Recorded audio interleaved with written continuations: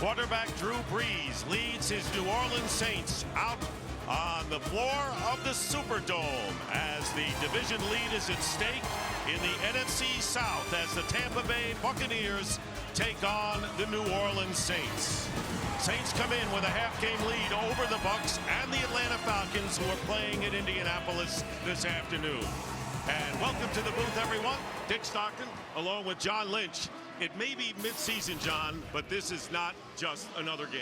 No, it's a big game. It's a critical game, and here's why. It's a divisional game for first place. It doesn't get any bigger. You've got two teams that don't care for each other. Well, let's just put it bluntly, they hate each other. They told us that. This is good stuff, Dick. I love it up here, but I wish I were down there because this could be a good one. You haven't said that this year until today. Meanwhile, the Saints have been wildly inconsistent.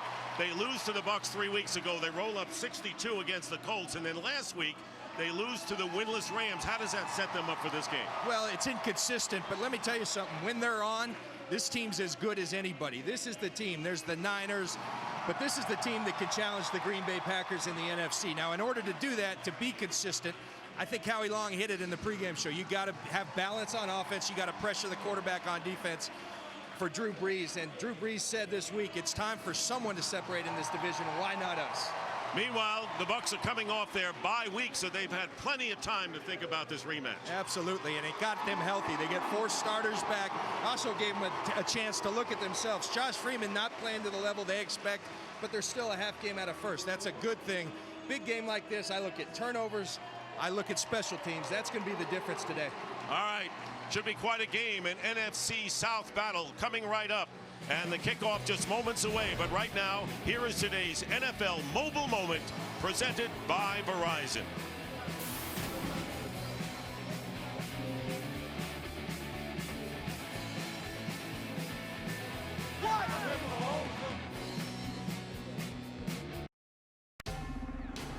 Fox Sports welcomes you to the following presentation of the National Football League.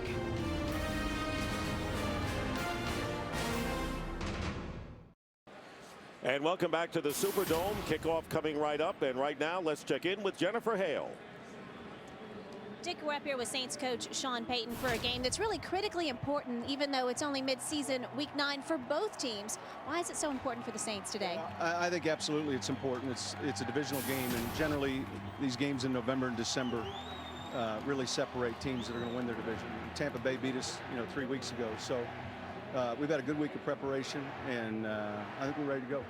We're up here in the coach's booth where you're going to be watching the game today. Last week you said it was really frustrating to be separated from your players up here. This one promises to be so emotional. What's going to be the biggest challenge for you being up here versus down there with your guys? Well, I think it's a completely different environment. As an assistant coach, you get somewhat used to it if you're up in the press box, but as a head coach, it's different. We've got a great staff, though. The guys have filled in great, and we're really probably maybe 1 or 2 more games away where I'll be able to get downstairs. I know they're looking forward to it. Thanks so much for your time and best of luck today. Thank you, Jennifer. John, Dick, back to you.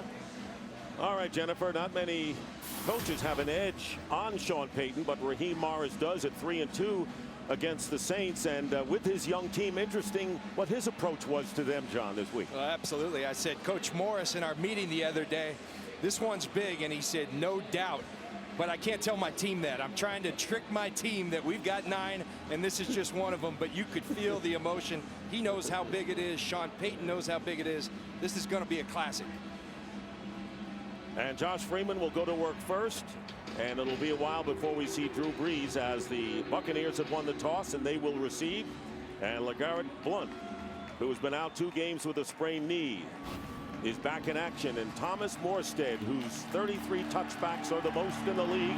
And this one is underway as Morstead has touchback number 34. And here comes Josh Freeman. 4-1 in his last 5 games against the NFC South, including a 2-0 record against the Saints. Yeah, and Raheem Morris made a great point. For us to be 4-3, a half game out of first place, and Josh to play the way he's played, we feel real fortunate because we know Josh Freeman's going to play better. And he's playing with a sprained right thumb that really hasn't bothered him, but it is taped up nonetheless. And the first play from scrimmage from the 20-yard line. And the handoff is to LeGarrette Blount. And Blount, who came in as the leading rusher for the Bucs, but has missed the last 2 games. Let's take a look at the rest of the offense. And it really is one man they would like to see the target more today. They need to get him going, but it's going to start with LeGarrette Blount, and you're going to see a lot of them. A great matchup. Ted Larson filling in for Jeremy Zutaw. Donald Penn and Will Smith's going to be a fun one-on-one matchup to watch. 2nd down and 7.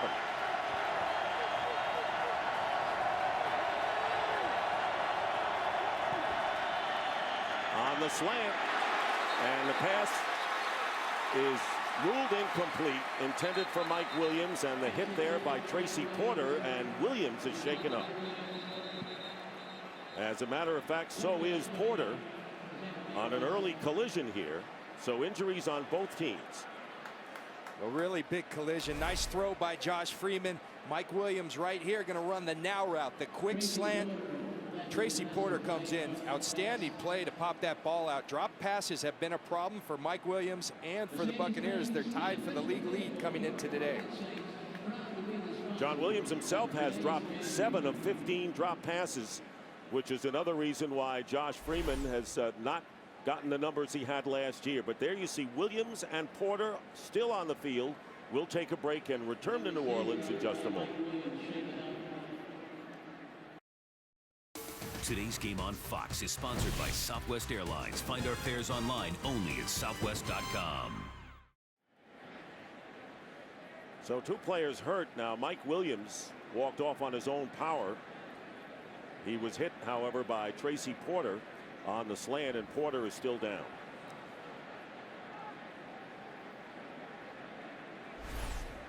You see Porter come in and make a really nice play, physical play on the ball. Mike Williams, a big, strong, thick dude, and his neck gets caught actually when Mike Williams falls underneath Mike Williams' leg. I think it's when right here at the end his neck gets bent. The good thing that I'm seeing down on the field, they are bringing the cart. Tracy Porter has been moving. He's been responsive to the medical crews. I think more than ever, they're very careful when guys do anything related to their neck and spine, and as well they should be, Dick.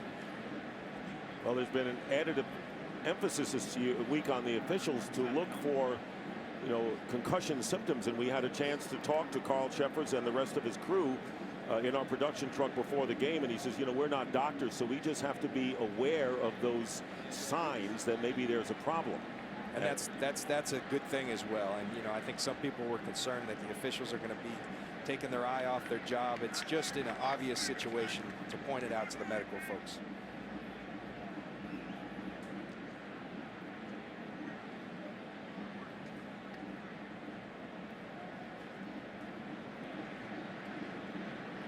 We knew this was going to be a physical football game. That's the way these teams play each other.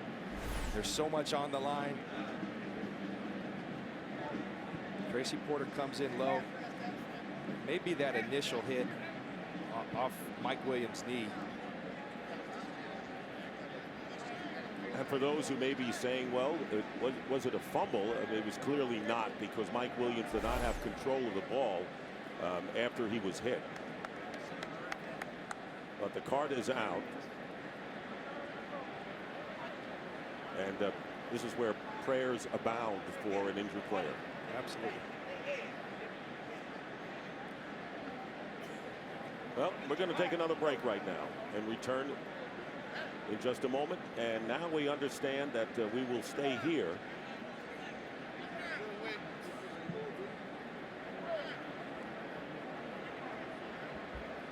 You look at the care that these folks take, and they're so skilled in what they do. They practice this, and it's a good thing that Tracy Porter knows that he's in good hands.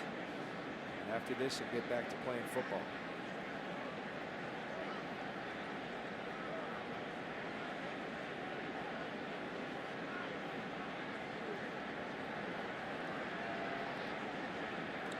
Well, now we're going to take a break.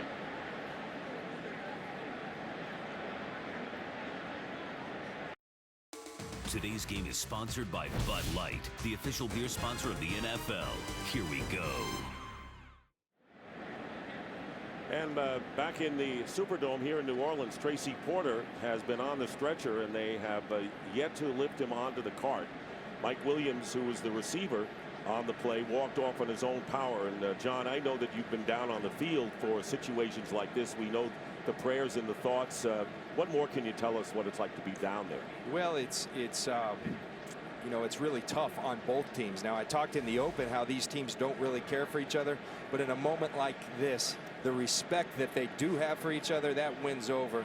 And everybody right now is concerned about Tracy Porter. I was on the field when Kevin Everett, when that situation happened up in Buffalo. I was on the Denver Broncos, and you could see right then that that was something very serious, and everyone's prayers go out. And then, you know, what happens, and it doesn't sound real pretty, but a play from now, they'll go back to not liking each other. It's just the way this game works. But right now, everyone's thoughts and prayers are with Tracy Porter and his family. John, once an injured player leaves the field, what is it like for the next play? And can you get back into it quickly enough? It's tough, you know, and I think the guys in the pregame really hit on that Sean Payton being up in the press box is a bigger thing than people think. And here's a perfect example. If Sean Payton were on the sidelines right now, I know he'd gather his team together and say, fellas, our thoughts are with Tracy, but we got to go win this football game. We got to get back to focus. And so another challenge of not having Sean Payton down on the field. And we're going to have a game break early here. A lot of action getting underway on Fox around the league. So let's right now check in with Kurt Menefee. We'll just catch up on some other things going on. And right now, Indianapolis rookie DeLon Carter is in a little bit of trouble for fumbling the football against Atlanta, setting up an easy score. Michael Turner takes it in from the yard out. Falcons score first. They have a 7-0 lead over Indianapolis. But right now, let's get it back to you guys down there in New Orleans. And a very good point made by John Lynch, we were all talking about here in the studio, with the comment about head coach Sean Payton not being able to rally his troops right now. And that's exactly what Howie Long was talking about on the pregame show, as the crowd cheering Tracy Porter as he leaves the field. Porter in his 4th year, and you may remember, had the 74-yard interception return that clinched the Super Bowl victory over the Colts a couple of years ago. He's a Louisiana native from Port Allen, Louisiana. And a great sign right here, John. Absolutely. That's what you're always looking for, and that's good stuff. So now back to football. 3rd down and 7. Craig Lumpkin is the 3rd down back. Ernest Graham with a torn Achilles against Chicago is out for the rest of the year, and this pass is incomplete, bringing up 4th down. And so 3 and out for the Buccaneers. And Michael Kanan will come in to kick it away. And the very dangerous Darren Sproles goes back deep for New Orleans. Kanan has delivered big time. Free agent pickup from the Atlanta Falcons. And there is Sproles, who has scored on a punt return this year. You name it, he has scored touchdowns. And here is Sproles at the 28 returning. Slowed up and finally goes out of bounds, but Drew Brees will have good field position for the first New Orleans offensive series of the game. With less than 1 minute gone by, Brees is 9-4 against the NFC South. 3 of those losses, however, John, have come against the Buccaneers. Yeah, that's very telling, and I think it's interesting. The Buccaneers and Raheem Morris, who's the head coach, but also the defensive coordinator, his philosophy: you don't defend the matchup nightmares of Jimmy Graham, Darren Sproles. You defend Drew Brees, and we'll get more into that throughout the game. Easier to focus on one, and Chris Ivory starting at running back. And Ivory brings it out for a gain of 4 yards. Let's take a look at the Saints offense. We'll see Ivory as well as Pierre Thomas and Sproles, and Zach Street starting at right tackle after missing 5 games to help the running game. And the tight end Jimmy Graham having about as good a season at the tight end position as you can possibly have. This offensive line struggled mightily last week versus the St. Louis Rams. Expect more help in the way of chips to slow down this Buccaneer defensive line. 2nd down and 6, and again they call the run. Pierre Thomas this time, and Thomas's second effort close to the 1st down. into Tampa Bay territory with Mason Foster, the middle linebacker, making the tackle. Taking a look at the Buccaneers defensively, they forced 4 turnovers in the first meeting. How about Adrian Claiborne, the rookie? He's a star in the making. This guy, he is fun to watch play football. He's all over the field. He's violent. They've got their rookie Mason Foster back in the middle. They love him. Rondé Barber continues to do it at such a high level. Drew Brees said, I've always got to be aware of where number 20 is on that defense. And we notice that Adam Hayward has started in place of Geno Hayes at weak side linebacker. 3rd and 1. Chris Ivory is back in at the running back position, and he'll get the first down. And moves the ball to the 43 of Tampa Bay, with Quincy Black making a tackle. A 5-yard pickup for Ivory. Well, I think the Saints watched the pregame show because they're trying to establish some balance, and that's what you do when your quarterback's been beat up like he was last week. You depend on the run game and you depend on your defense. Sean Payton said the greatest allies to a quarterback. Really sets everything up for Brees in the passing game. First down from the 43 with plenty of time, and the pass thrown underneath, and it's caught by Pierre Thomas, and his forward progress should be at about the 41. So he may get 2 yards on the play, with Rondé Barber and Tanar Jackson both making the play. So right now it looks like they're alternating Thomas and Ivory at the running back position. And this is what you have to do against a Drew Brees offense. He's going to get the ball in his playmaker's hands. You got a gang tackle. Look at Tanar Jackson hits him. Rondé hits him. Here comes the posse. That's Buccaneer defense at its best. People to the football. 2nd down and 8. Darren Sproles now in there, and there's the quick slant, and a flag is thrown. And our first penalty of the game. Robert Meacham covered by Aqib Talib on the slant to the left. And the flag is down.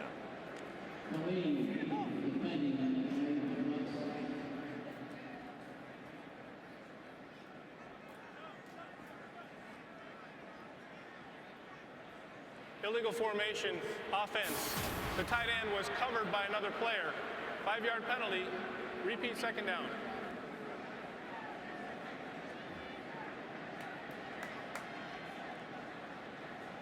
Two tight ends in the game, both Jimmy Graham and David Thomas.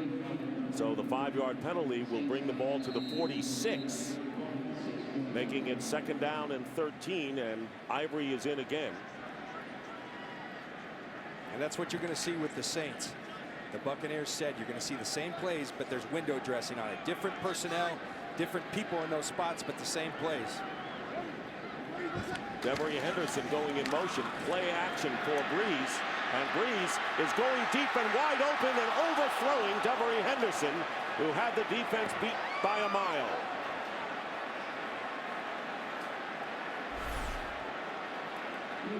Here's what you're going to see from the Saints. And it's going to be a double move from Devery Henderson. These teams are so familiar with each other. Rondé Barber, a great player in this league for a long time, but he takes a lot of chances. He's aggressive, so what do? You double move him, and they went after it early, and Drew Brees knows he missed one. He doesn't miss many like that. No, he doesn't. 3rd down and 13. First charge timeout. And a timeout called by the Buccaneers, their first of this game. Early on, no score, with 3rd and long coming up for the Saints when we return to the Superdome.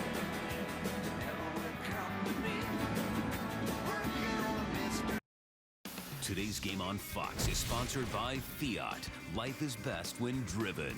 By Applebee's. Veterans and active duty military eat free on Veterans Day. And by Sprint. All football, no limits. Only from Sprint. There was that double move that Henderson put on Rondé Barber, and the Saints missed an opportunity. 3rd down and 13. And the pass caught.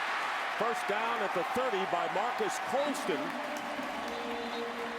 as the Buccaneers very nearly had a hand on it to get the ball away. A 21-yard pickup. Sean Jones on the coverage initially. I want you to look at Darren Sproles right there. His presence on the hip helps out Jermon Bushrod right there. And if you give Drew Brees time, they convert at almost 50% on 3rd and 6+. It's unheard of. This is the best 3rd down team in the league. That's what this game, in many ways, is going to come down to. Baker's had the best chance of knocking it away. Pierre Thomas in the running back's position on 1st down, and Brees gets away. and alertly able to get rid of it for an incomplete pass as Tenard Jackson with a safety blitz storming in on Drew Brees. Well, Tenard Jackson came off a 56-week suspension, but watch him loop on in here. He's going to come on a little bit of a delayed blitz, goes and gets Drew Brees. Drew Brees does a great job of keeping his feet, getting rid of the football, and not having the disaster that can come with sacks. Tenard Jackson, it's been incredible after being gone as long as he has, the presence he's had on the field thus far. Second down and 10, and there's the quick slant, and it's caught inside the 20 by Jimmy Graham. And it'll be third down coming up, and this is where Drew Brees has excelled almost beyond explanation, John. It's incredible. Third down, I try to explain to folks each week, this is where, as a defense, you spend so much. You devote an entire day to it. So many hours of practice, and he excels so much. Third down and 3. Sproles, nowhere to go. And the Buccaneers, led by the dime back, Elbert Mack, forcing the play and a loss of 3 yards. So with all of the success of the Saints on third down, now they're forced to attempt a field goal as John Casey comes on.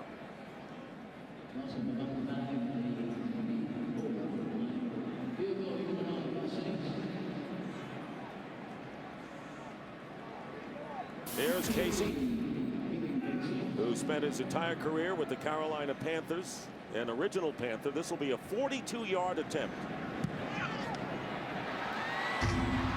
And the kick hits the upright and bounces back on the field. No good for Casey. A rare miss for Casey, who is now 16 of 20. And here is Mack's play on Sproles, setting up the field goal try, which missed. Still no score. Here's that field goal try once more.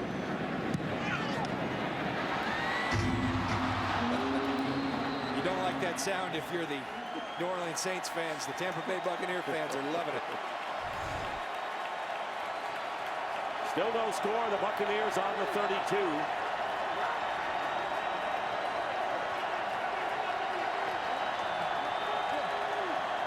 Josh Freeman to LeGarrette Blount, finds an opening up the middle, and Blount getting the first down and close to midfield, gets to the 48. A 16-yard gain on first down for the Buccaneers.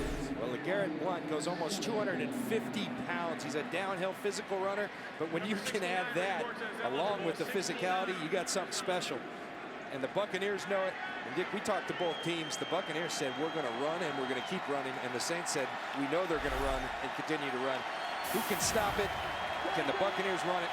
Big part of this game today. And you know they're going to be blitzing a lot, the Saints defensively. DeMar Dotson is an extra offensive lineman, and the handoff is to Blount. And Blount moving the pile into Saint territory to the just about the 45-yard line, where Roman Harper makes the tackle, a gain of 8. By the way, Patrick Robinson has replaced Tracy Porter at cornerback for New Orleans. And when you have a big physical runner like this, defenses coaches tell him, we can't let him fall forward. He's taken that entire pile about 5 yards after contact. It's critical that the Saints put a stop to that. And Mike Williams, who was shaken up in that collision with Porter, is back into the bottom of your picture. Second down and 2 for the Buccaneers in New Orleans territory. And here is LeGarrette Blount. And a blunt object indeed, as he goes straight ahead for 7 yards and a first down inside the Saints 40, as we check in again with Jennifer Hale.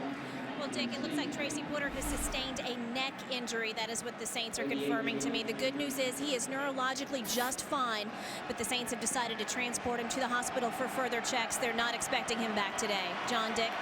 Thanks for the update, Jennifer. So Patrick Robinson, who started 4 games this year, is in the lineup. It'll be a first down at the 38 of New Orleans. Freeman had nowhere to go and goes straight ahead back to the line of scrimmage where Roman Harper envelops it. And that time Jolon Dunbar, who was playing middle linebacker with Jonathan Vilma out of action today, made the stop on the play. Vilma, with a left knee injury, unable to go today for Sean Payton. They didn't Sean Payton said he was going to bring him out prior to the game. They never even brought him out. So John Vilma not out here today. Big loss for the Saints. 2nd down and 9. They gave a 1-yard gain there, and there is LeGarrette Blount. And John, there's no question that Raheem Morris has his team running the ball early. A 3-yard gain that time for Blount, who has gotten off to a solid start with 36 yards gained. Take a look at the key inactives in this game. Jeremy Zutat, as John had mentioned, is out, and Mark Ingram with a heel injury, and of course Vilma for the Saints. 3rd and 5, and Craig Lumpkin, the 3rd down back, with Graham out, is in there for Tampa Bay.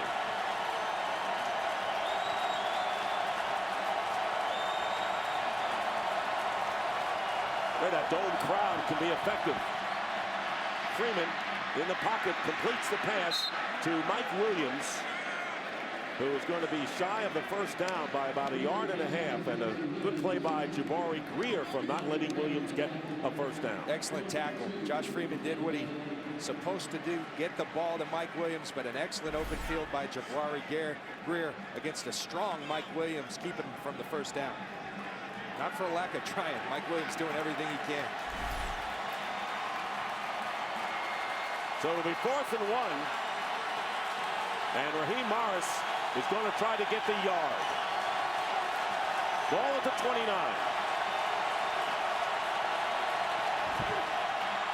LeGarrette Blount, and he's not going to get there. And a loose ball. Loss of a yard. Jonathan Casillas is there to make the play.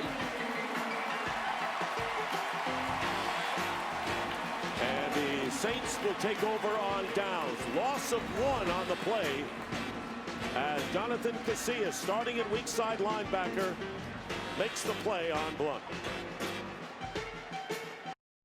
Well, here it is, 4th and 1. The Bucs knew they were going to run it. The Saints knew they were going to run it. Penetration kills runs. Watch Ted Larson, the puller. He's going to get penetration that knocks him off. He gets in the way of LeGarrette Blount. The rest of the New Orleans Saints defense gets there. Outstanding job by Abreu, Franklin, Scott Shanley of getting penetration. Easy to second guess. The field goal attempt would have been from 48 or 50. Bucs are playing to win, as are the Saints. 1st down, and Darren Sproles with a burst up the middle. Still on his feet. Wow. 35 yards. Talk about a burst. Barber and Mack finally bring him down at the 31. Well, you said it better than anyone. Just sit back and watch this one. It's pretty. Talk about a burst. Darren Sproles. Sean Payton said the biggest thing he's been surprised with, his ability to run between the tackles, and there it is. Look at the leg strength. I've played against this guy a lot. Toughest guy for me ever in the NFL to tackle, along with Barry Sanders. Low man wins in this league. He's pretty low. And that 35-yard gain, the longest run from scrimmage for the Saints this year. They put pressure on, and in stride, here is Sproles as a receiver. And a 15-yard play with Black forcing him out of bounds, and they are springing Sproles on the Buccaneers, and they get 50 yards in 2 plays.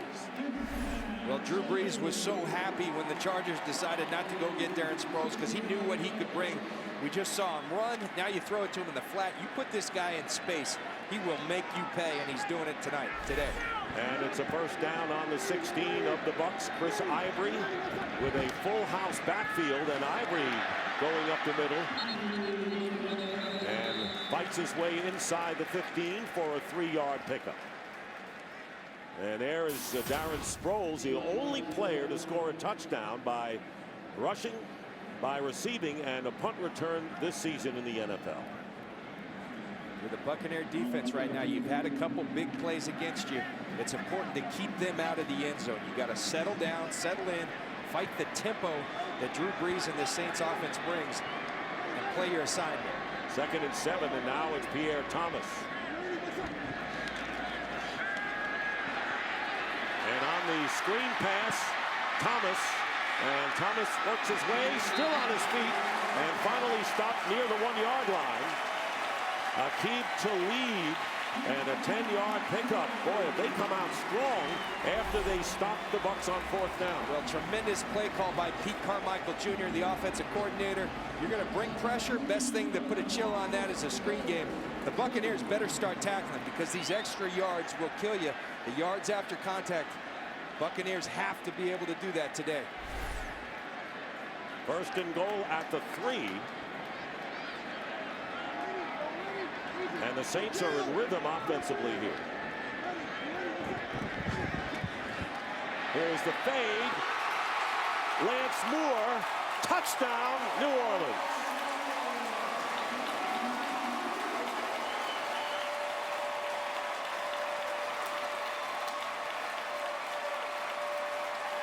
Third touchdown catch of the year for Lance Moore. And he was able to reach over E.J. Biggers for the score. Well, Drew Brees saw this. E.J. Biggers on an island. Lance Moore one-on-one. Look at the ball location. Outside shoulder, only where his receiver could grab it. And Lance Moore, Mr. Dependable, he brings it in. And the 20th touchdown pass of the year for Drew Brees. And John Casey looking to give the Saints a 7-0 lead with under 2.5 to go in the 1st quarter. And the Saints lead it 7-0. And what an impressive, decisive drive sparked by Darren Sproles and finished by Brees to Lance Moore. 7-0 New Orleans.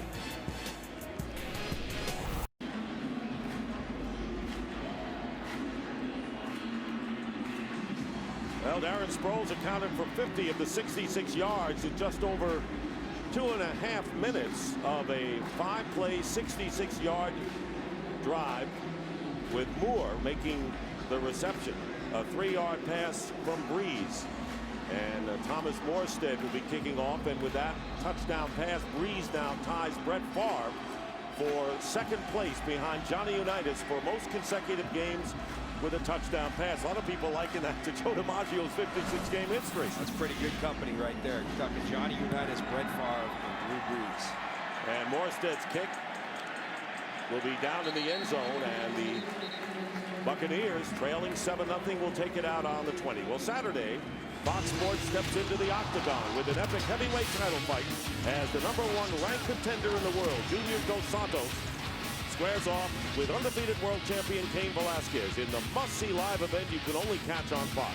Dos Santos versus Velasquez for the UFC Heavyweight Championship of the World, live. That's Saturday at 9 p.m. Eastern, 6 p.m. Pacific on Fox. The early numbers in this game, and the Saints 2 for 3 on 3rd downs. What else is new? That's right. If you're the Buccaneers, you can't go away from LeGarrette Blount.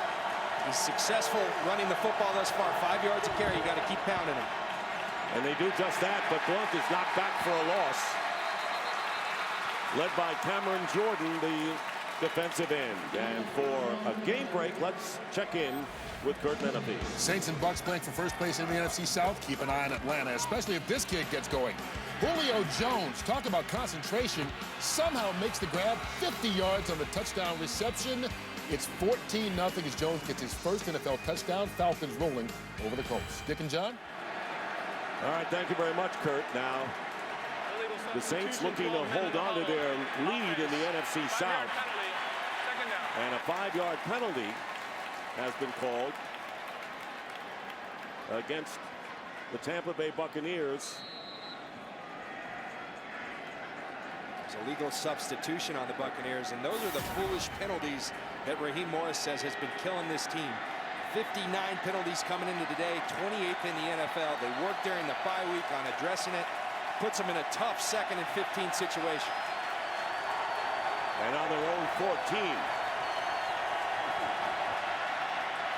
Freeman drills it, and the pass caught by Williams at the 21. That'll bring up a 3rd down and close to 10 for Tampa Bay. Dick, you see what those penalties do. Instead of a 3rd and 5, very manageable 3rd and 10. Not many plays in the playbook for this. You got to deal with this noise. Sit back and listen. It's tough. This Buccaneer team has made a habit of getting off to slow starts because of the penalties.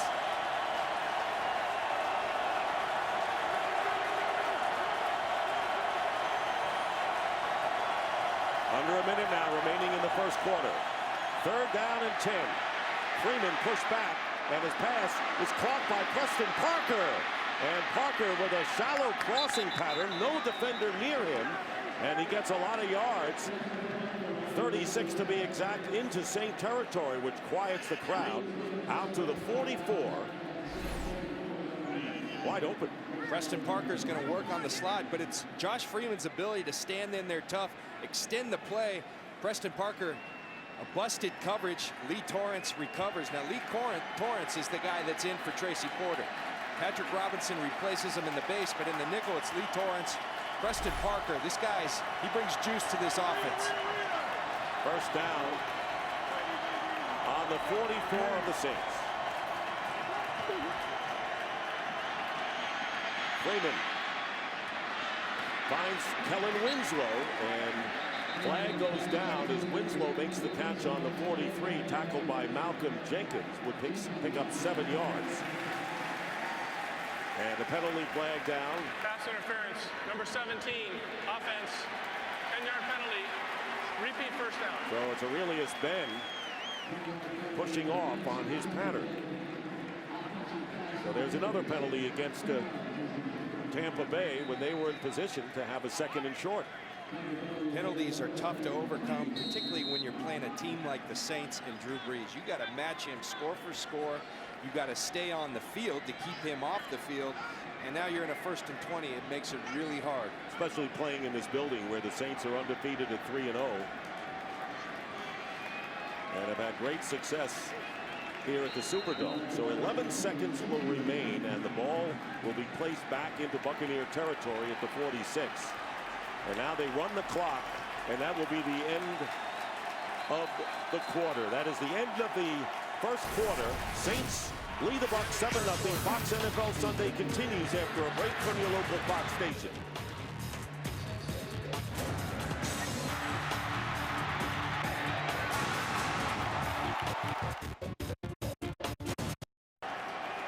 Start of the second quarter at the Superdome. Dick Stockton, John Lynch, Jennifer Hale. First down and 20 for the Buccaneers on their 46. Play action. Pressure coming on Freeman. Pass is caught by Blunt, and he is hit immediately by Jabari Greer. So they'll lose 3 yards on that play as the Saints have dominated the numbers department, leading 7-0. This is what that looks like. That's what the Saints do so well. Again, you mentioned it, the 3rd down, 2 of 3 already today. That's going to be key. The Buccaneers have to find a way to win that 3rd down and stay away from the penalties offensively. Now we're looking at a 2nd and 23. Tough to continue to run LeGarrette Blount when you're in these situations. Ball back on the 43. Freeman completes to Aurelius Ben, and Ben takes it out close to the 40-yard line of the Saints. Jonathan Casillas making the play, and it'll be... Dick, you hit the point earlier. This is a guy they have to get more involved in their offense, Aurelius Ben. And when you talk to the Buccaneers, this guy's a running back, essentially. You got to get the ball in his hands. Good things happen. Freeman so far 5 of 7 for 61 yards. It'll be 3rd down and 7. Let's see what Tampa Bay does on the 3rd down.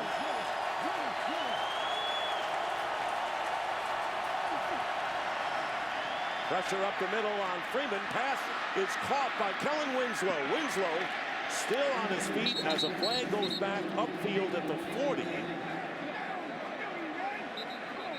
And wrestled down. They got Kellen Winslow as well. They should. Pass interference, number 82, offense, 10-yard penalty, repeat 3rd down. And John, that's the 2nd time the Buccaneers have been called for offensive pass interference on the push-off. They like this matchup, but if you're Kellen Winslow, a little aggressive here. Watch him throw Roman Harper. They're going to catch that one every time. You got to be a little more subtle in how you push off the defender, Kellen. That's a matchup that the Buccaneers will continue to go to. When they get Kellen Winslow one-on-one on Roman Harper, they'll feed him. Did you say subtle? When was the last time you were ever subtle when you were on the field? Well, they usually don't call it on the offense. They always called it on the defense.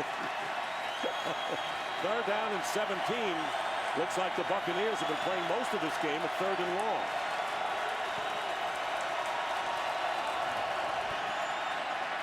Freeman on the screen to Lumpkin. Greg Lumpkin, and he gets tripped up about 5 yards or so shy of the first down. Jolon Dunbar makes a big play there because they were headed for the first down. And there is Freeman jawing with Turk McBride. They get 13 yards, but 4th down coming up. And a smart play call. You're in 3rd and that long. You got to play the field position game and see if you can bust out on a screen. You're going to throw another interception if you try to challenge them down the field. Michael Kanan back to punt. Sproles is standing at the 10 and trying to keep it in the field of play, but the ball bounces in for the touchback, and the Saints will take over on the 20. Who said quarterbacks can't be tough as well? He goes and gets Turk McBride, says, I'm just as big as you, buddy. Bigger. Today's game is sponsored by the Droid Razor. Thin is no longer frail, only at Verizon. By Frostbrewed Coors Light, the world's most refreshing beer. And by the Ford F-150, the only truck available with EcoBoost. Well, if you're at home and you ever played tag as a kid, here we go. Josh Freeman on the screen. Turk McBride says, tag, you're it. And Josh Freeman says, I'm coming after you. This is good stuff. I love Josh Freeman because the guy likes to compete. And the first pass on 1st down to Jimmy Graham. Foster making the stop after a gain of 5, and we couldn't even say for our audience what Josh Freeman said about his feelings about the Saints. Let's just put it this way, he doesn't like him. And you saw the pregame show, Howie Long. How do you fix the Saints? Balance. This is balance. It's not the old 70s style of football where 50-50, but a 60 Saints for the Saints, and that's a good thing. And when you have Sproles, you can throw to him. You can do anything you want. Ivory is in the game, and here's Chris Ivory cutting upfield nicely, and Ivory gets the first down to the 37-yard line, picking up 12. Daquan Bowers bringing him down, and if the Saints can run the ball, that's going to open up a world of things for Breeze. It starts right here on the edge. Dave Thomas, who's been out with the concussion, he gets the seal block on Adrian Claiborne. Chris Ivory, remember, he led the Saints in rushing last year, and he's going to work here thus far today. Saints are averaging nearly 8.5 yards per rush, going to Thomas this time, and here's Thomas with a first down into Buccaneer territory, and finally tripped up by E.J. Biggers, but another big run, 33 yards this time for Pierre Thomas.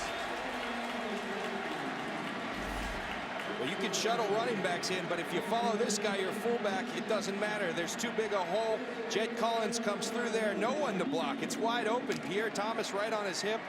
That's too easy. Buccaneers defense better adjust in a hurry. 92 rushing yards, only 62 passing yards. They go to the ground again to Ivory. And Chris Ivory to the 26. Mason Foster, the middle linebacker, is there, and a pickup of 4 yards. So this game is really shaping up exactly what the Saints would like to get to their 32-point-a-game average. So this is the difference. 70 yards rushing in week 6 against the Bucs in the loss, already 96 today. In the second quarter with almost 10 minutes left.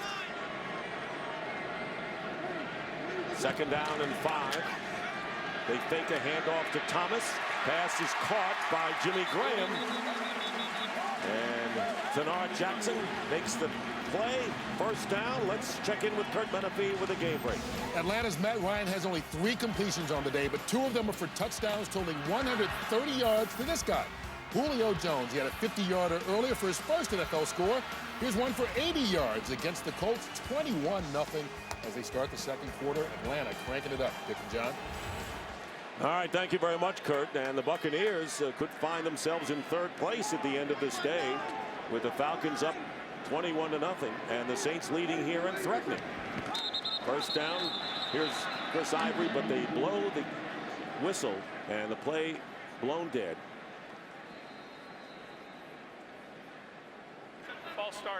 number 74. Offense, 5-yard penalty, remains first down. That's the left tackle, Jermon Bushrod. I'll tell you something. This offensive line for the Saints gave up 6 sacks versus the St. Louis Rams. I'm sure they were chewed out, but offensive linemen love nothing more. It takes pressure off them when you can run the football effectively. These guys are loving it. Saints were primed coming into this game after that horrendous setback last week. Here's the screen to Darren Sproles down the sideline. Darren Sproles touchdown. And it was Jari Evans, the right guard, who freed him. And the Saints strike again and lead 13-0. 21-yard play. Breeze to Sproles.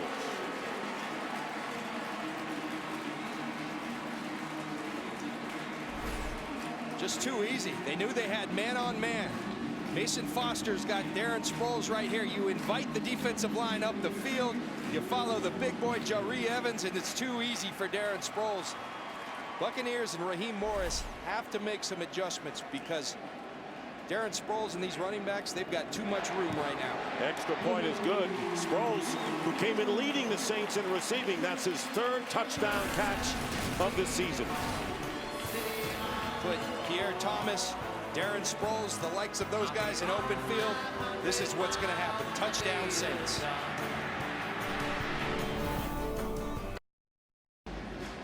You know, when you're at home with your family, there's good pictures to look at and bad pictures.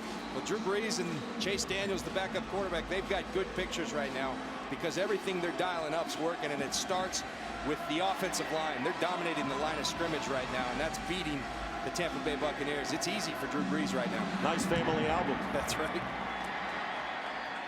Preston Parker is going to run this one out. Parker on the return for Tampa Bay. And a terrific return as he crosses the 40-yard line where Courtney Roby makes the stop. A 43-yard return. Right now, the Buccaneers are back on their heels. Let's see if they can come back in this one. 14-0, New Orleans. Today's game is sponsored by DirecTV. If you call yourself a sports fan, you gotta get DirecTV. John, many viewers would say, hey, it's 14-0. They got to keep the ball in the air. Not necessarily the case. You got to stick with the game plan. You came in wanting to run the football. Continue with it if you're the Buccaneers. Then things will open up down the field. After the good return, it's going to be play action for Josh Freeman.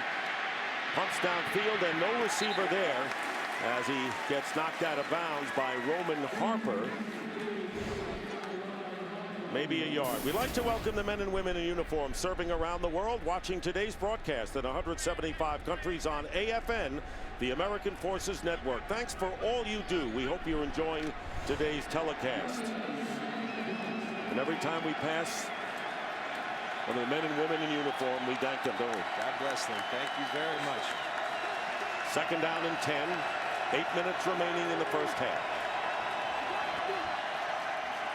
They go to Blunt, turning the corner. Not easy to bring down, and Joe Lon Dunbar making the tackle. 6-yard pickup, bringing up 3rd down for the Buccaneers on the 47. Let's look at Tampa Bay. Last 2 possessions. They're getting yardage, but they've got to convert the 3rd down. It's the penalties. They're getting yardage, and then they're getting it taken away. So you end up a net even, and you got a punt. But right here, you're in a 3rd and 3, 3rd and 4. You can work with this. Josh Freeman can convert this.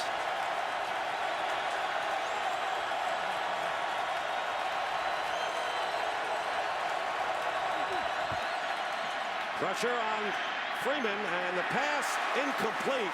And it was a jump ball situation with Parker and Jabari Greer. But the pass is incomplete, and the Buccaneers will have to kick. Cameron Jordan working outside right here, having a very nice game today. Actually, he's working inside, excuse me. He's going to come in and get his hand right up, actually deflects the ball. But Cameron Jordan really having a nice game, close to being an interception for Jabari Greer and the New Orleans Saints. So once again, Michael Kanan punting it away, and Darren Sproles running up with the fair catch at the 22, and a flag is down. So we'll check out the penalty.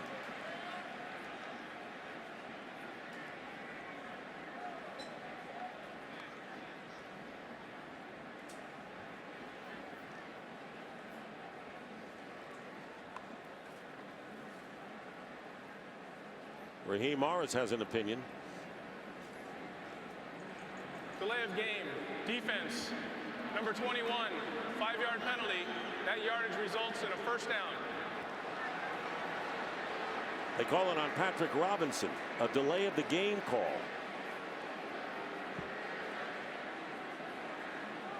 And the biggest thing about it, first down Buccaneers, you get the football back. We've been talking about how the penalties have killed the Tampa Bay Buccaneers this season and thus far today. Now it's the New Orleans Saints with a critical mistake. And a weird penalty, a delay of the game called against. I don't know if it was 12 people on the field. Usually they say give too many more. men. 706, please. Well, Greg Williams has his defense on the field and a first down at the 48 of the Saints. Thank you. There's the penalty story thus far. Now if you're the Buccaneers, you got to cash in. They just gave you an opportunity. You got to get points on the board.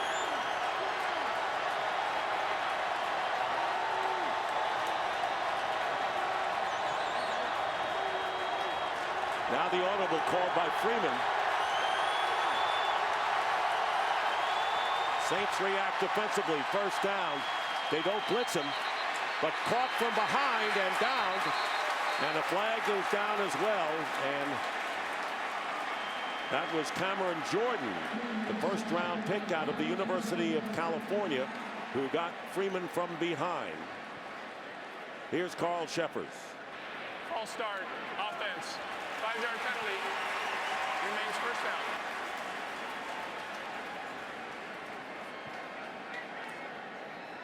So the Saints in a confusing situation for Freeman here, showing blitz and then pulling back. Card on Jeremy Trueblood. Is eligible. 69 is eligible. DeMar Dotson is eligible on this next play. And there you're right. First down and 15. Buccaneers back in their own territory at the 47.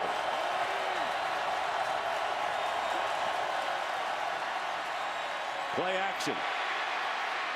Freeman throws, and everything kind of broke down on that play. Blunt was the intended receiver, and Casillas was covering him out of the backfield.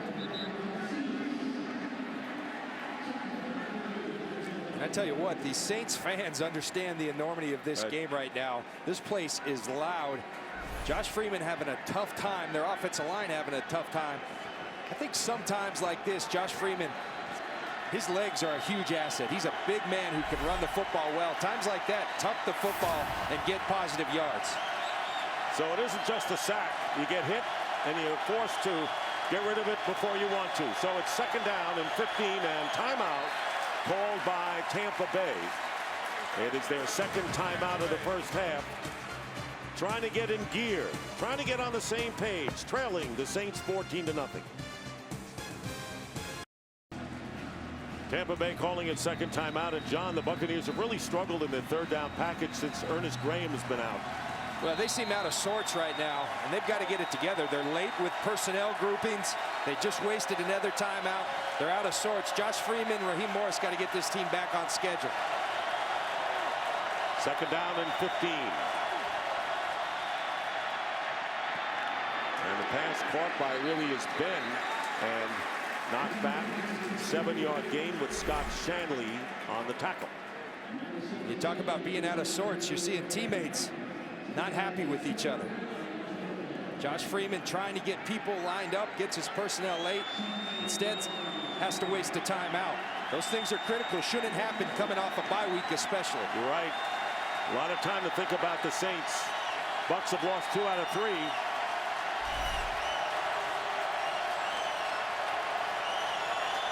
Third down and 8.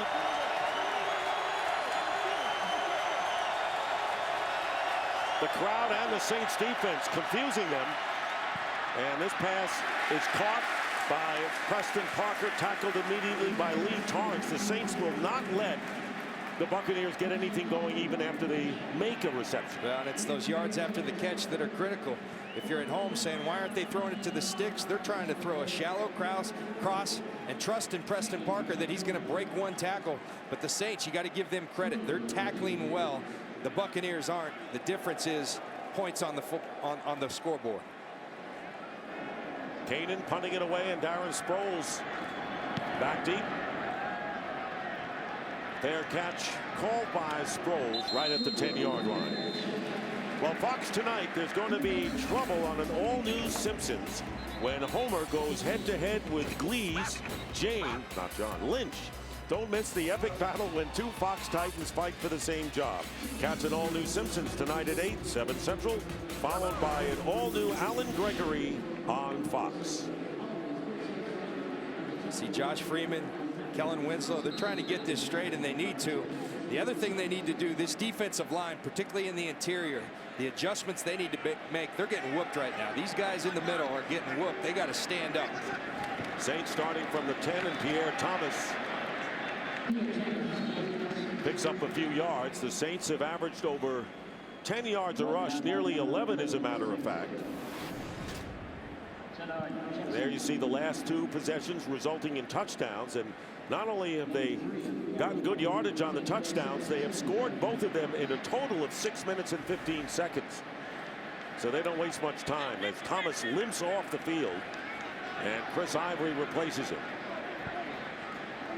Dick John, second-year defensive tackle for the Bucs. Gerald McCoy is out of this game. Inside the locker room, he has an arm injury. The Bucs say he will not return this game. Devastating injury for him because this was his first game back from that ankle injury he sustained at the beginning of October. Guys? All right, Jennifer, he was inactive the last 2 games with that ankle injury, and his presence helps Claiborne and the others up front. It'll be 3rd down and 7. Sproles is in at the running back, but you know he's going out for the possible pass. Rees gets hit as he throws. And the pass is caught at the 25, and it'll be good for the 1st down. Lance Moore, who has a touchdown reception, makes this catch good for 11. But look at this. You got your best receiver, Jimmy Graham. They're conscious of this guy, Adrian Claiborne. A little chip before he goes on his route. It gives Drew Brees time. He buys time. He steps up in the pocket and finds his open receiver. That's why Drew Brees is so good on 3rd down. And they've made a cognizant effort to, first of all, protect Drew Brees because they know he'll deliver if they do. And Roy Miller replacing Gerald McCoy up front. 1st down, Chris Ivory. And Ivory brings it out for a gain of about 4. Well, Jennifer talked about a devastating injury. It's devastating because they're getting whooped in the interior, as I told you. Too much movement in there. It's incumbent upon Roy Miller, Brian Price. These guys got to stand up because Jari Evans, Carl Nix, they're moving that line of scrimmage right now. That's allowing them to run the football at will. 2nd down and 7. Fake to Chris Ivory, and here is Brees. This is the total yard story. Rushing, where LeGarrette Blount, they haven't really gone to him in the last couple of series, John. Have been outrushed 103-36. And here's the key. In addition, 3rd down. Can you get off the field versus Drew Brees? They're setting an NFL record right now. If they continue at their pace, 56.3% conversion on 3rd down throughout this season. That's phenomenal. And they don't do it again as Marcus Colston is stopped by Akeem Talib. And that saved a 1st down just barely. 4th down coming up. And this is a football team in the New Orleans Saints that leads the league in yards after the catch. The bobble allows Akeem Talib to hold on to Marcus Colston and come down with that tackle. Tackling so essential in the NFL these days. Good tackling on both sides the last 2 3rd downs. So Thomas Morstead will punt. And back deep is Preston Parker. Last kicking return was 45 yards. A beauty by Morstead. And it's going to be picked up by Parker. And Parker can only get up to nearly 25-yard line. Well, Fox Sports is proud to support the Armed Forces Foundation, who offers vital assistance to service members and their families through financial, recreational, and emotional support. The AFF provides better care and treatment for our military. So please support America's heroes by serving those who serve. For more information, please visit armedforcesfoundation.org.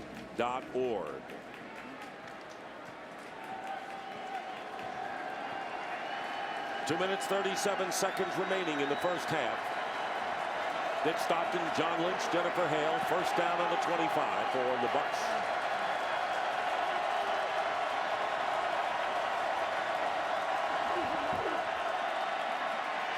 Freeman gets hit, and this one is caught by Desmond Briscoe, and Briscoe working his way, holding on inside the 30-yard line of the Saints. Biggest play of the game for the Bucs, 46 yards. Remember, the Buccaneers have only one timeout remaining. Briscoe's becoming a bigger part of this offense. I talked to Josh Freeman about that. He said, plain and simple, the guy's a playmaker. I need to feed him the ball more. We just saw the playmaker, Desmond Briscoe. Trying to get the play off before the 2-minute warning, and they do. Greg Lumpkin, and he rushes it to the 25-yard line with Harper making the tackle, a pickup of 4, and we're down to the 2-minute warning here at the Superdome with the Saints leading the Bucs 14-0. Ooh. Coming up soon, the Visa halftime report. Kurt, Terry, Howie, Michael, and Jimmy. Bills taking on the Jets. Big battle in the AFC East. The Chiefs looking for their 5th straight win. A couple of AFC stories. We know that the Atlanta Falcons are leading the Indianapolis Colts 21-7. They're tied with the Bucs, a half a game behind the Saints in the NFC South. 2-minute warning, bringing up 2nd down and 6.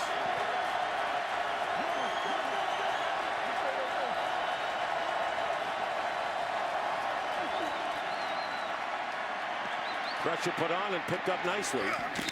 And the pass is caught by Winslow and ridden out of bounds by Roman Harper. They get it to the 23. Short gain of 2 yards as 1:53 now remaining. Josh Johnson comes into the football game. He's a mobile quarterback. They've run option with him on 3rd down. He's a very mobile quarterback that can throw extremely well as well, bringing him in a critical situation. And they've done this the past few years. All of a sudden, Freeman goes out, Johnson comes in. It's 3rd and 4.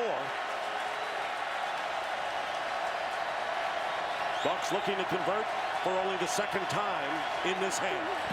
And here is Josh Johnson, and he's going to try to run it. And he's going to be knocked back about 3 yards shy of the 1st down. And it was Cedric Ellis, the defensive tackle, who led the way. Pickup of 1. So the field goal team comes on for Raheem Morris. A 30-second timeout. And a timeout called. Well, it's easy to armchair quarterback, but I don't like it. You got what you think's a big-time franchise quarterback in Josh Freeman. I like sprinkling Josh Johnson in there, but in a critical 3rd down where you need points, you want a touchdown before you go to half. I'm not sure I like that call. There's Greg Olson, the offensive coordinator, and he's looking for solutions. These guys have tough jobs, but I believe when you've got Josh Freeman, you got to trust in him in that situation. And the Saints calling their first timeout, and Connor Barth is on to try a 40-yard field goal. Barth this year has clicked on 13 of 15.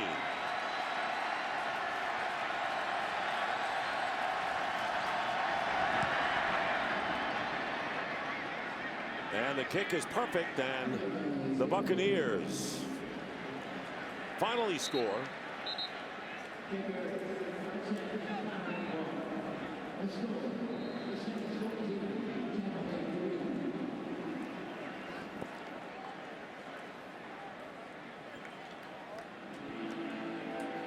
Well, Josh Freeman sitting down for that 3rd down play, and it's 14-3. And I think it's really critical here that the Buccaneers don't let the Saints get any more points here before intermission. Absolutely. They got to clamp down defensively.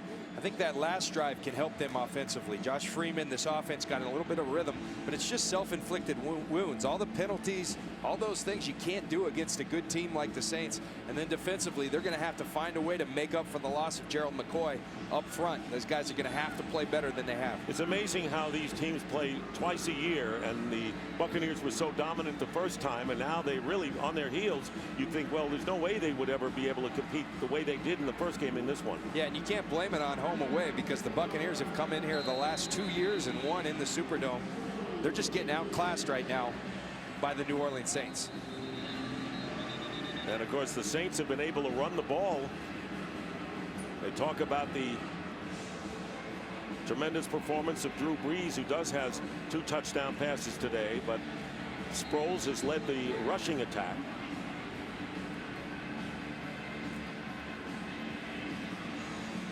Canaan with the kickoff, and Sproles about 7 yards in the end zone, and he downs it for the touchback.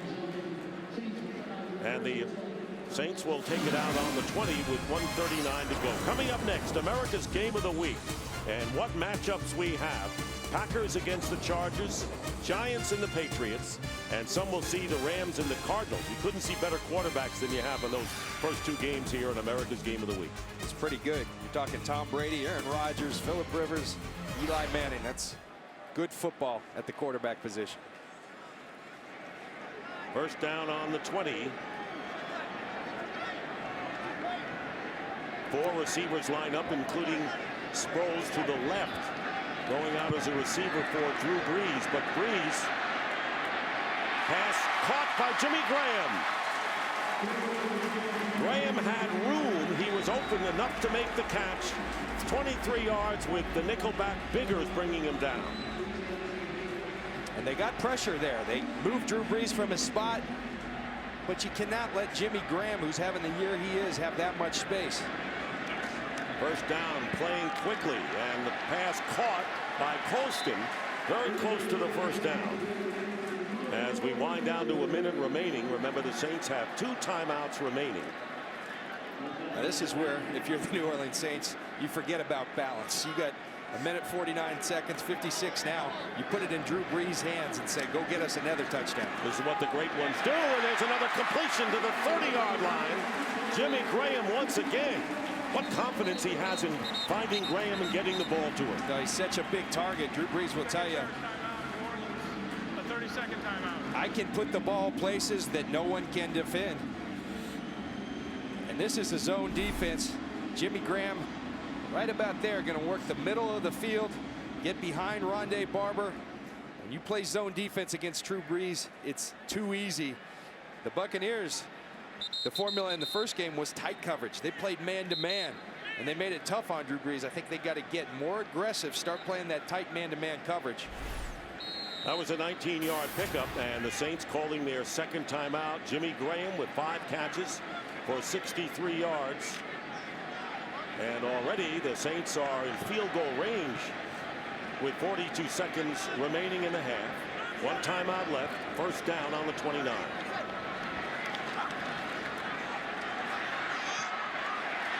Dropped by Graham this time.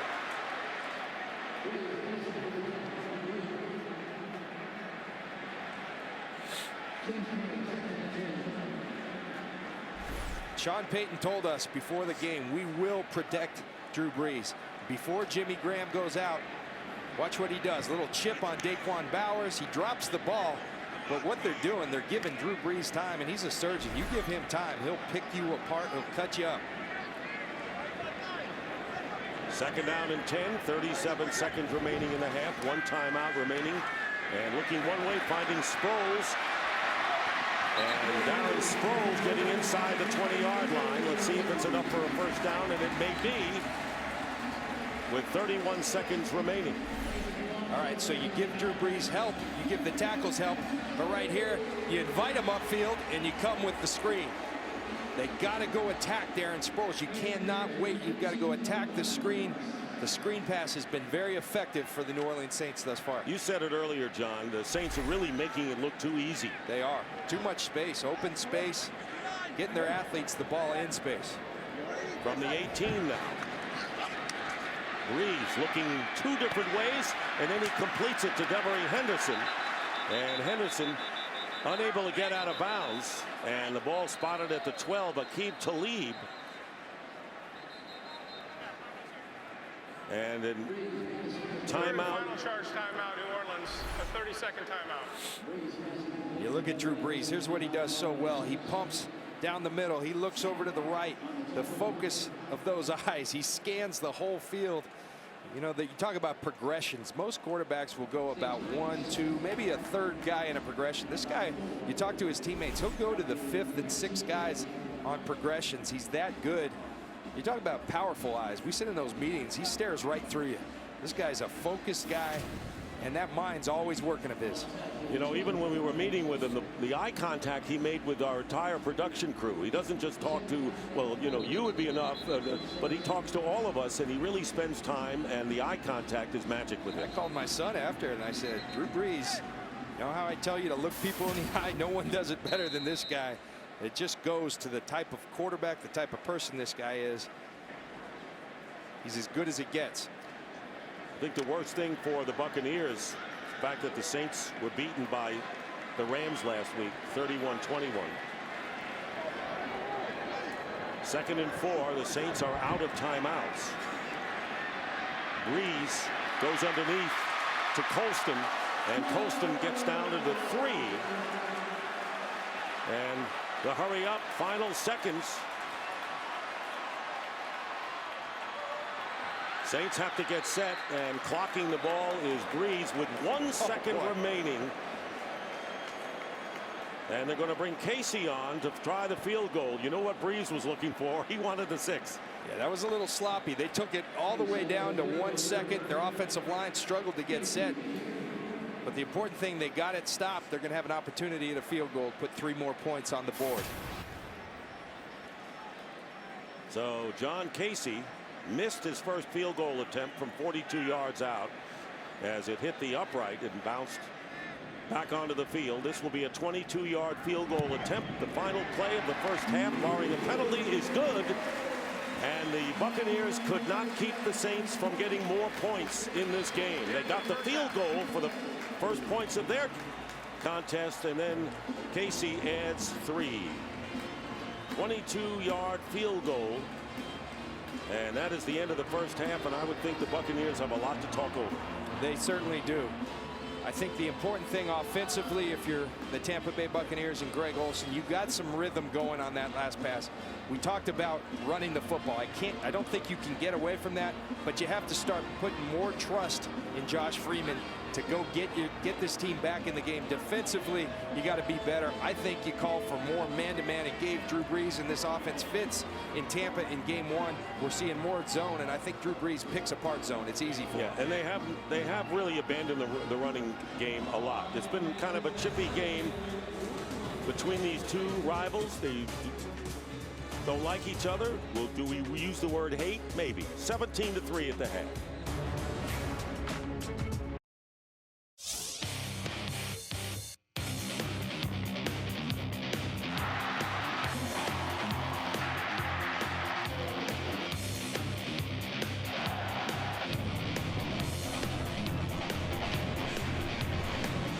I saw that. That's for later. Anyway, 17-3. We get ready for the start of the third. And John, whoever thought that if they're talking about Drew Brees worried about the Bucs stopping the run of the Saints? Well, I would have, because I saw what happened last week. Sean Payton didn't want his quarterback getting beat up, and as he told us on Friday, the best way to protect him, run the football, and that's what they've done. They've done it extremely well. I think someone gave their offensive line a challenge. They're dominating the line of scrimmage. If you're the Buccaneers, you got to put a stop to that. And then offensively, you know, Howie said it, it's tough because they have to get off their script of trusting LeGarrette Blount to run right down the throats of the Saints.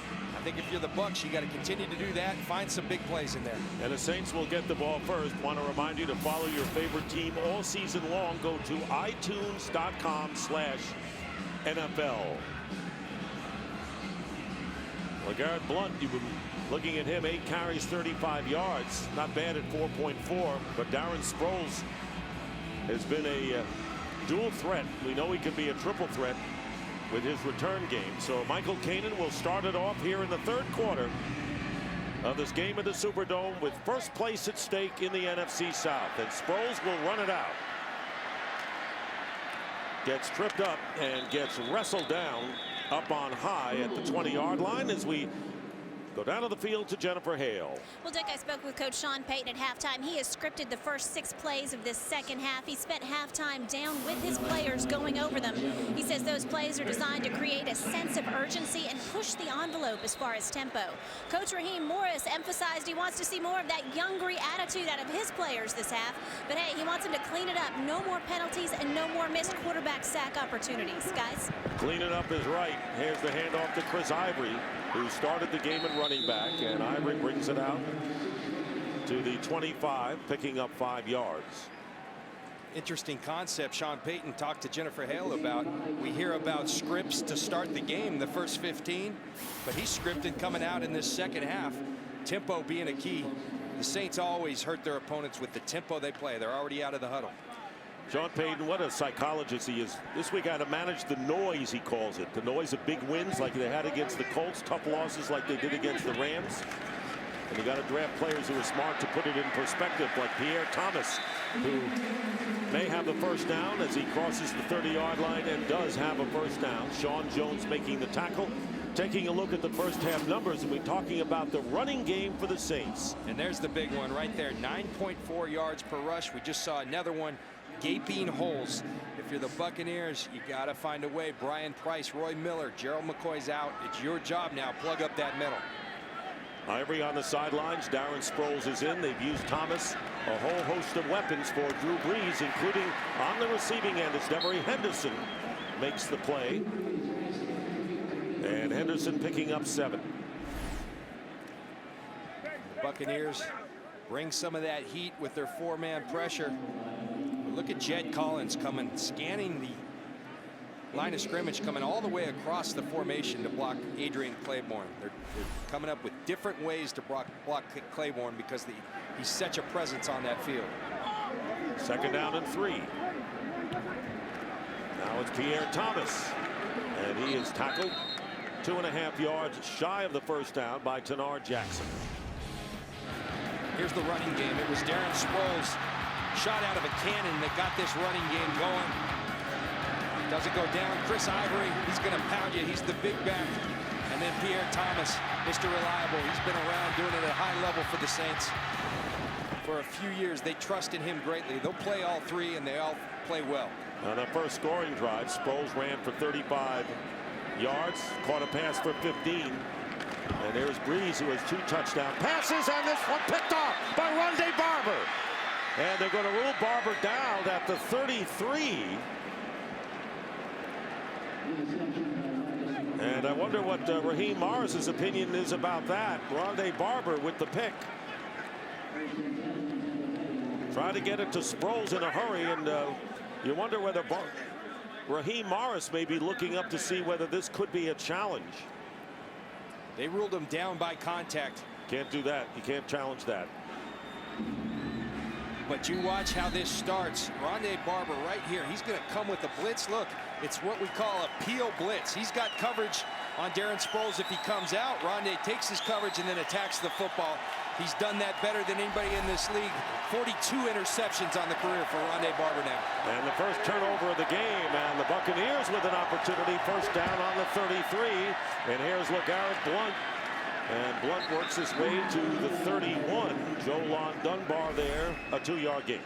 So there's Rondé Barber coming off on his peel blitz. Drew Brees looks downfield. I don't think he ever sees Rondé Barber, and you better see Rondé Barber because he's a playmaker. He's all over the field. Drew Brees said, I have to be aware of where he is, and he just takes the ball from Darren Sproles. Outstanding play. Second interception of the year for Barber, playing in his 191st consecutive start. Longest running streak in the league, most ever by a cornerback. They go to Blount. And Blount picks up a few. It'll bring up 3rd down and about 4 or 5.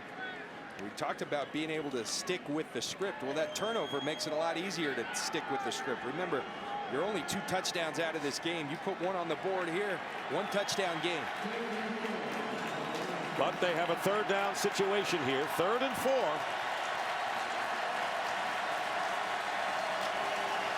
Early third may be the biggest play of the game for Tampa Bay. Offense.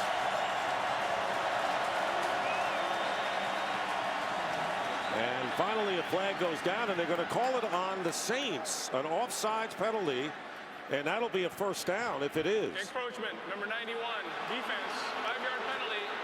That yardage results in a first down. Will Smith. And the Saints felt that they were drawn offside. It'll be a first down for the Bucs. And that's an odd one. They all thought Donald Penn jumped offside, so they went across the line of scrimmage. And the referee said, not so fast, it's on you. Watch Donald Penn up here. They think he moves, which he does, and they jump. I think the referees missed that one. Will Smith still arguing his point, but it'll be a first down on the 22.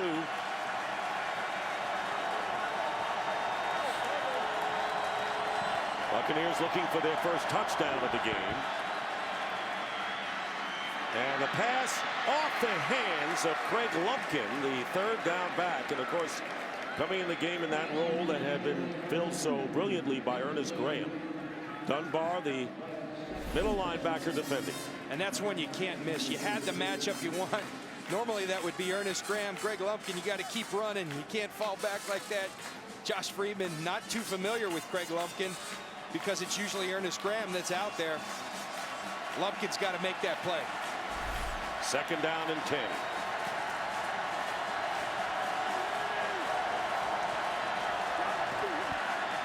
LeGarrette Blount. And the Saints are there. Minimal gain by LeGarrette Blount, and not a bad call to use the running play on second down and 10. And a flag goes down, late penalty marker. Talk about these teams not liking each other. You can't do something to hurt your team. LeGarrette Blount, I think they're going to get him throwing a punch. We've been there before with him. Remember at Oregon and Boise State, got him in some serious trouble.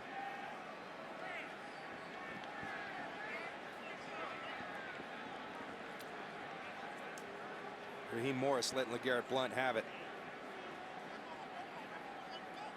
After the play was over, unnecessary roughness, number 27 of the offense for contacting the helmet of an opponent.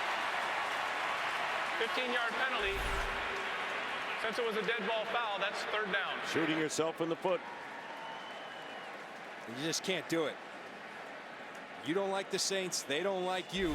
You can't hurt your football team because of it. It can't become personal. And that's where this young team going against the veteran team here in New Orleans, and you can say they've won games here in the Dome, but coming off that loss, this is what New Orleans wanted here but today. not an excuse being young. You're the youngest team in the league. Not an excuse for doing something like that. Selfish. So it'll be third and now 25. And out of field goal range, in effect. Freeman's pass, and it's caught by Mike Williams, and Williams gets to the 30. Fourth down coming up, and the best the Buccaneers can hope for after that unsportsmanlike conduct play against Blount is to try to get 3 back. And Raheem Morris is livid right now, and he's got to be, because you talk about missed opportunities. You had Lumpkin beating the linebacker, one-on-one situation. Josh Freeman throws a nice ball, he drops it, and then you get the 15-yard penalty, making this a long field goal. Connor Barth, 48-yard attempt.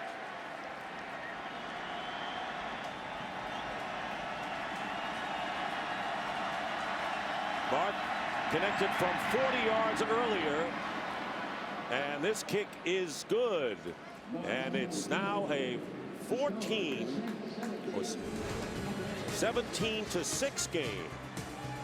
LeGarrette Blount hearing it from Raheem Morris as well he should.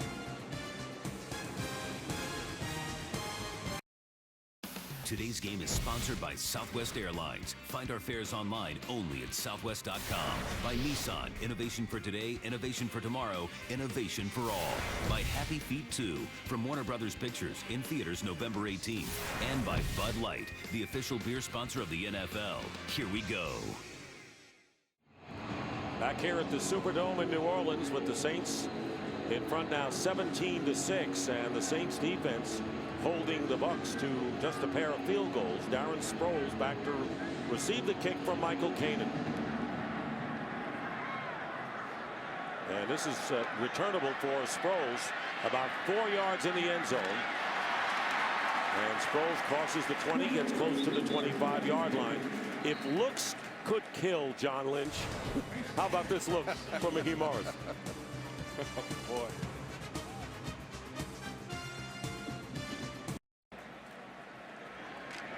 Back here in New Orleans, Drew Brees brings out the Saints. First down on the 24. Pierre Thomas, who has averaged nearly 10 yards per carry. First down, Brees' toss caught by Marcus Colston. And Colston gets about 9. Offensive leaders for the Saints, but keep in mind that Thomas, Ivory, and Sproles have all delivered big time in the running game. Yeah, you're going to have to stop that run, and you want more of those if you're Tampa. Drew Brees, I think, now leads the league in interceptions with 11.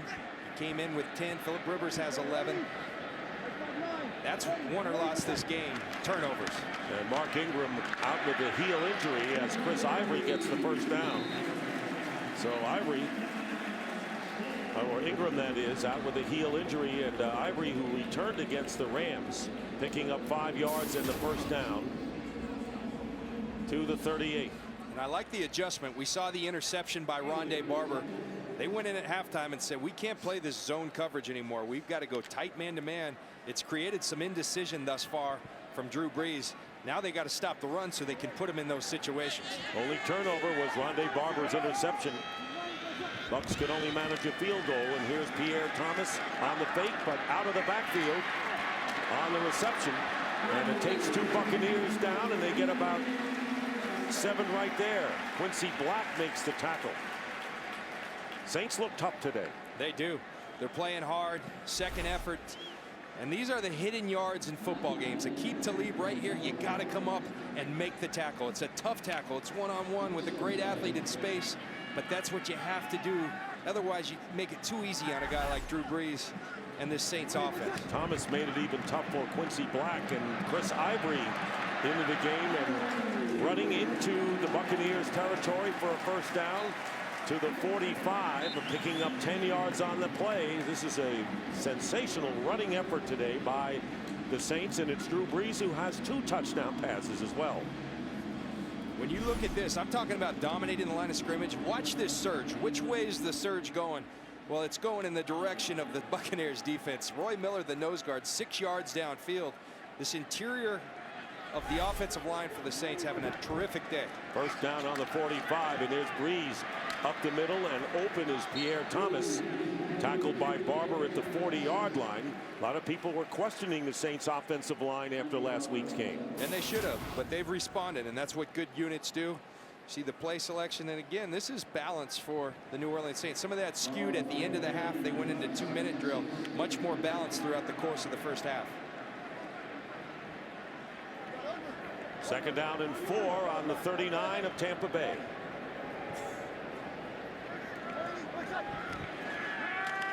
Going right to Sproles out of the backfield. And Sproles gets the first down and goes out of bounds at the 32. So 7 more to the Saints, who now have 351 total yards on the day. And that's the challenge the New Orleans Saints provide for you. You say, why don't you have Rondé Barber on Darren Sproles? It worked last time. Well, they got a guy named Jimmy Graham over here. And if you cover that, if you cover Jimmy Graham, they got Marcus Colston outside. You got Lance Moore. So many options and a quarterback that can spread it to all of them. True pick your poison offense for this New Orleans team. First down. And here's Brees. Brees going up the middle. And that was risky. There were a lot of defenders around Jimmy Graham. So it'll bring up second down and 10, well covered downfield. And I'll say this, when you take a shot to Jimmy Graham like Drew Brees just did, he's struggled with the interceptions, but he's going to take shots to Jimmy Graham because he trusts him that if anything, it's going to be an incomplete pass. He knows this guy will go fight for the football, use his basketball skills, and at the least bit will be an incomplete pass. So David Thomas and John Gilmore both in there. Tight end Chris Ivory with a head of steam. Finds himself inside the 25 for an 8-yard gain. Tenard Jackson, the free safety, making the tackle and eating up the clock here in the third quarter. In an 11-point lead for the Saints. There's no foul on the play. Third down. Saints trying to go to 6-3 on the season. And counting today, 5 of their remaining 8 games played here at the Superdome. It's setting up well for them. They win this game 6-3. Atlanta looks like they're going to go ahead and win. We've got a great race here in the NFC South. That's just par for the course, 75%. That's about what he does. Phenomenal third down numbers. Fakes the handoff and swings it out to Darren Sproles, who has the first down. Upended close to the 20-yard line by Jackson. And once again, moving the chains are the Saints.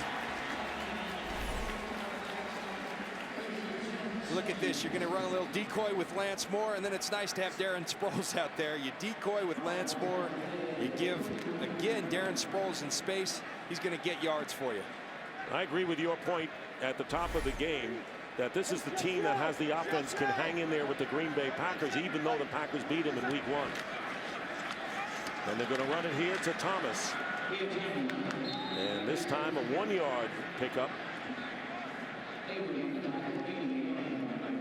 Mason Foster, the middle linebacker, and the 3rd-round draft pick out of the University of Washington.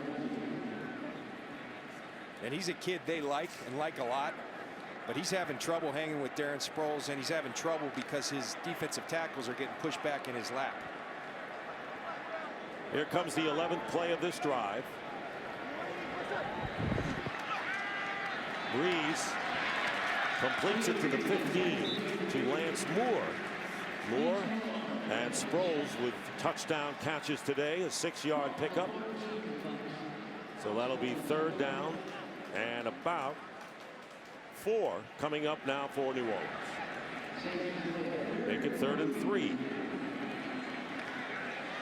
Keeping that defense on the field a long time here in this quarter, John. They are. They have more 10-play drives than anybody in football. That's what they do. They possess the football, and it's all about this down, 3rd down. They convert at a higher rate than anybody in this league. They need 3. Chris Ivory's in the game, but Breeze has time, and his pass flag is down, trying to go to Colston, and Rondé Barber defending him.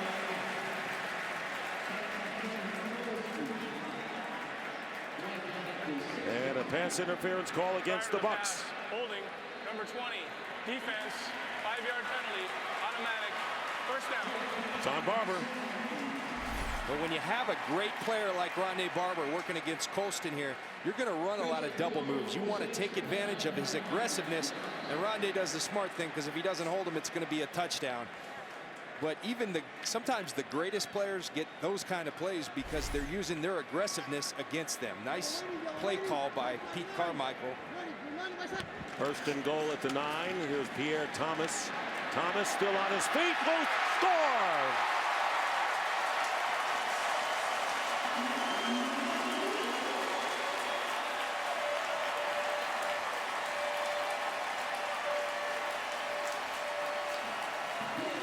This Saints team is relentless on both sides of the ball today.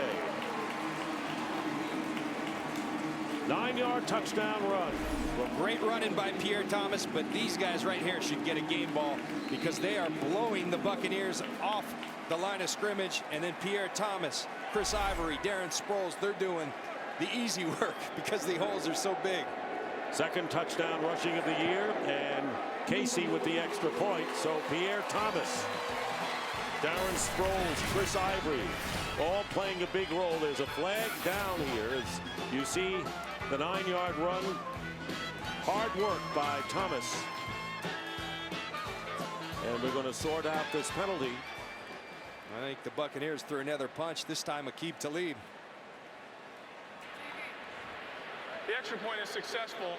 Personal foul, number 26, defense. That 15-yard penalty will be assessed on the kickoff. Timeout. Buccaneers have not been able to maintain their composure as the Saints have taken the game away from them at this point. Sean Jones called for the penalty. It'll be assessed on the kickoff. 24-6, New Orleans. Orleans Saints clicking on all cylinders today. But you guys, you watch these guys work. They know how to work. Impressive operation going to their practice on Friday. Their attention to detail. They thought they'd come out and play well. Sean Payton did, and they certainly haven't disappointed. And a disappointment for the Buccaneers coming off their bye week, John, knowing that they came back from London after losing to the Bears. They have their big division rivals coming back, and they really haven't come up with it with all that time. Here again is the touchdown by Pierre Thomas. They will return to the Superdome in a moment. And a reminder to get coverage of every NFL game on NFL Mobile. Call ** NFL to get NFL action right on your phone. From the 20, first down, Buccaneers. Been held to 2 field goals in this game. Fake to LeGarrette Blount. And out of the backfield is Blount, who is open. And he'll get the first down as he crosses the 30 with Jonathan Casillas, who started at weak side backer. Shanley moved, and Dunbar went to the middle with Vilma out of action today. 378 total yards for the Saints. Huge rushing average, leading 100 yards more than Tampa Bay. Look at those first downs, 22-6. That's the story of the game. They're possessing the ball. The Buccaneers killing themselves with penalties, missing out on opportunities, and they're all self-inflicted wounds by the Buccaneers. A lot of dead ball fouls amongst those 7 penalties they've had, John. First down, and the handoff is to Blount. Changes direction, goes outside, will get the first down, has a blocker in Josh Freeman, and goes out of bounds. Josh Freeman becomes a blocker here, and a 27-yard gain by number 27. Knocked out of bounds by Malcolm Jenkins. Well, LeGarrette Blount, he's going to wind here, come all the way back. But watch the quarterback, Josh Freeman. He's going to work his way back into the screen and become a lead blocker for LeGarrette Blount. He throws a little bluff on Malcolm Jenkins. That doesn't make much sense. He bluffed Malcolm Jenkins to go block a defensive lineman. Maybe it's that Turk McBride from earlier. He's still mad at him. He screened him. Good screen there. First and 10 at the 42. Play action. Here comes a defender. And Freeman delivers a pass caught by Eric Lorig and hit by Patrick Robinson, and he picks up 6. Kurt Menefee with the game break. Well, another game that was close and has become a blowout a bit. The Jets and Bills. Mark Sanchez hooking up with Santonio Holmes on the 8-yard score. Jets led 3-0 at halftime. Now in the third quarter, they're cruising. It's 20-3 right now. Nick and John? All right, Kurt, and of course the Jets trying to break a 4-game losing streak on the road. And in the Bills 4-0 mark at home. Second down and 4. And here is LeGarrette Blount. And Blount will be close to the first down, shy by a half a yard. And if I'm Greg Olsen, the offensive coordinator for the Tampa Bay Buccaneers, I'm going to 3 receivers right now. We lost Tracy Porter, the starting corner, earlier. Patrick Robinson has now gone off the field. They don't even have a 3rd corner on the roster anymore. Here you got to get the first down, but I'd be living in that 3-receiver set because they're out of corners. They got 2 left. Or as they say, fresh out of corners. 3rd down and 1. 1 for 8 on 3rd downs, though, are the Bucs.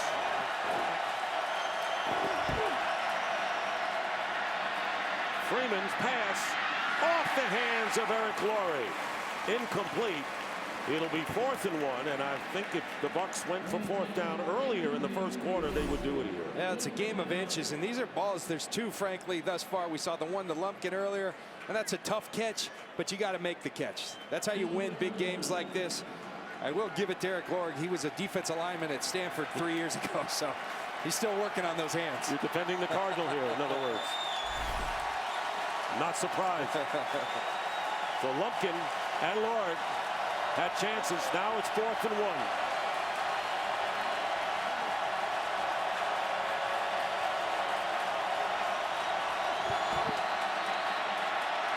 And the play is blown dead. 5-yard penalty will make it 4th and 6.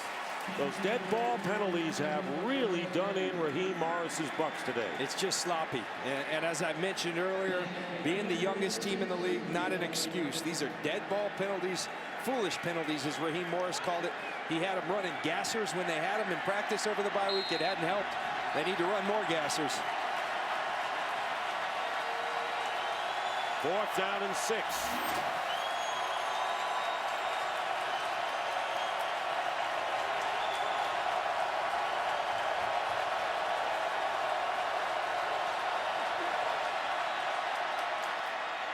And the pass is caught, and it'll be a 1st down. Mike Williams holding on to the ball with Lee Torrance on his back. Picks up 8 yards and a 1st down, and that may be the last play of this 3rd quarter. As Freeman hitting Williams. Not an easy play to convert either. That is the end of the 3rd quarter with the score. The Saints 24 and the Buccaneers 6. Fox NFL Sunday will continue after a break from your local Fox station.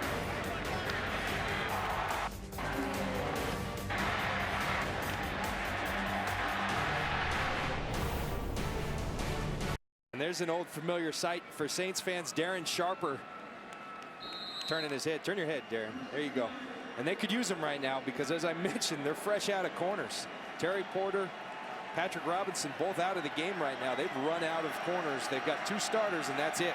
Start of the 4th quarter. Dick Stockton, John Lynch, Jennifer Hale. 1st down at the 30 of the Saints.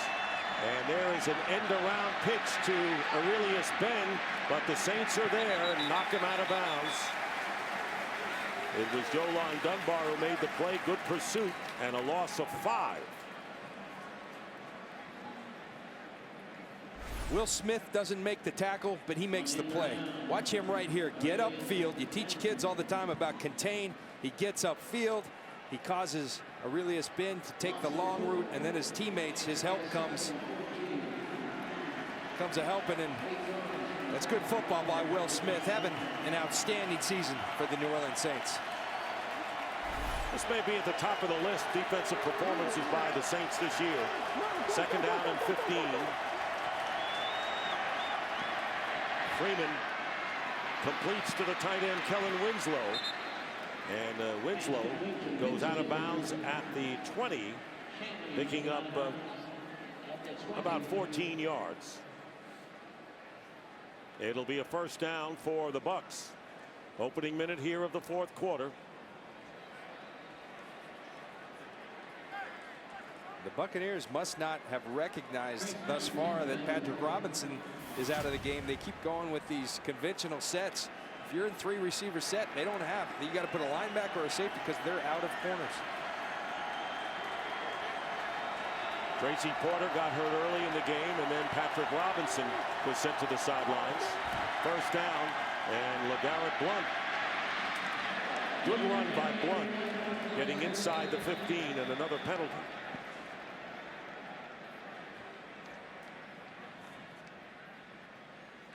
Personal foul.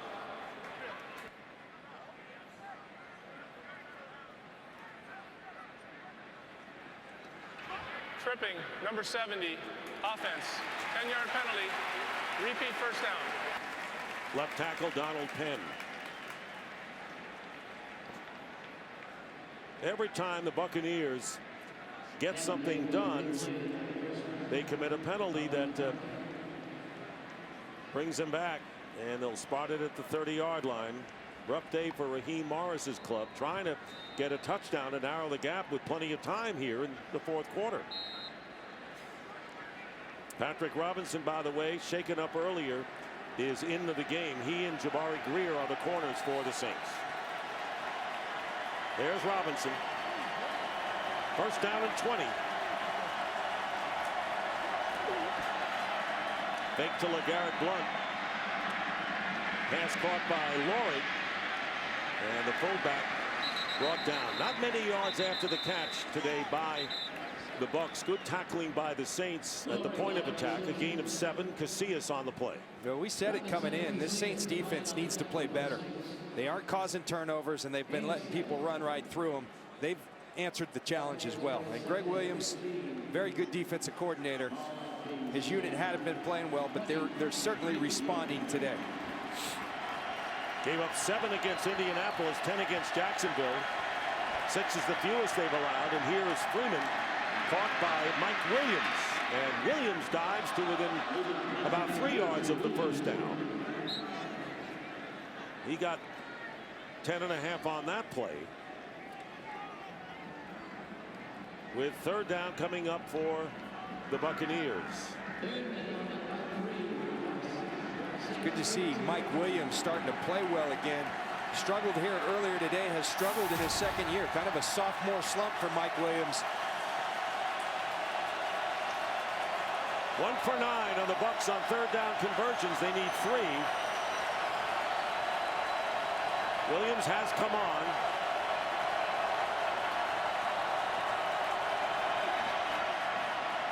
Freeman, pass, incomplete. And the intended receiver was Desmond Briscoe, covered by Roman Harper. 4th down and 3. I circled that because, as I said earlier, anytime they had this matchup, they were going to go there. They think that's a mismatch in their favor. Just a little bit outstretched outside of the arms of Kellen Winslow. But good job attacking where they feel they have an advantage. And they'll go for it again on 4th down.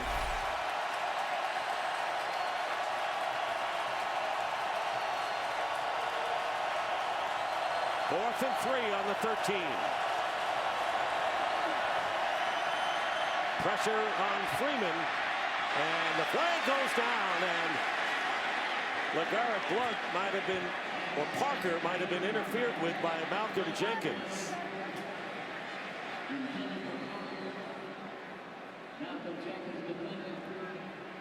Pass interference, number 27, defense.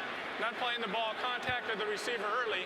Automatic first down. So that's 2 first downs that the Bucs have gotten by penalty in this second half. Greg Williams brings the heat, puts a safety on a wide receiver, and that's what happens. Safeties start panicking when they get out there on those wide receivers. So now 1st and goal at the 7.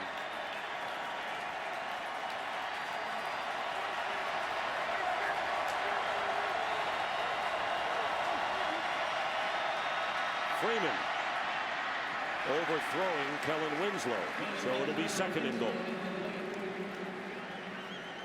This for the Buccaneers has been their Achilles heel. Along with the penalties, they are dead last in the red zone, and there's really no reason for it, Dick. When I look at a red zone offense, I say, can they run the ball? All right, they can run the ball. With LeGarrette Blount, they can. You've got weapons. Well, you've got Kellen Winslow, you got Mike Williams, but yet we've got last against last. Yeah, so who's going to win? 2nd and goal, ball at the 7. Tampa Bay looking for their first touchdown of the game, and there's Freeman going to run it. Josh Freeman, and he'll get tripped up and down. Jabari Greer and Scott Shanley were there. So now 3rd and goal. Still at the 7. And they'll have 2 downs to try to get it through. That was a designed run all the way. When you're struggling on something as bad as the Buccaneers are, you're trying. You're looking for things. We saw Josh Johnson come into the game earlier today. That's a designed run to Freeman. They're trying to find a way to get it in the end zone. Nothing's working.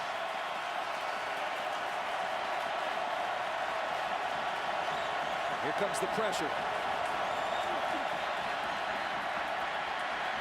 Freeman in trouble. Smith going after him, and the ball tipped away, incomplete. It was intended for Williams, and Jabari Greer got a hand on it, but it was Will Smith coming around to make life difficult for Josh Freeman. Well, I know how it is, Josh Freeman, because Greg Williams in this defense fooled me. They showed pressure. They only brought 3. It confused Josh Freeman. He extends the play, but great coverage because they have 8 guys back in coverage. And Greer on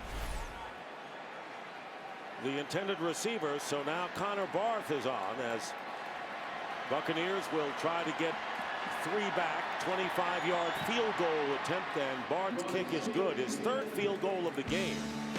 And with 11:08 remaining in the 4th quarter, Saints lead it now 24-9. Good job engineered by Greg Williams.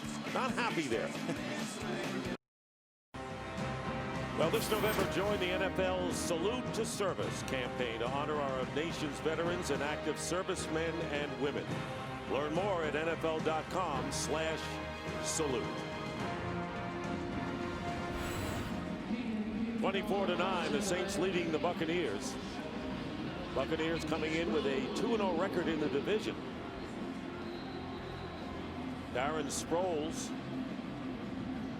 who has rushed for 30 yards, including a 35-yard run, and caught a touchdown pass, has 5 receptions, and this kickoff will go out of the end zone, and the Saints will come out of the 20. Drew Brees, with his 29th straight game with 20 or more completions, extending his NFL record, will be coming on again.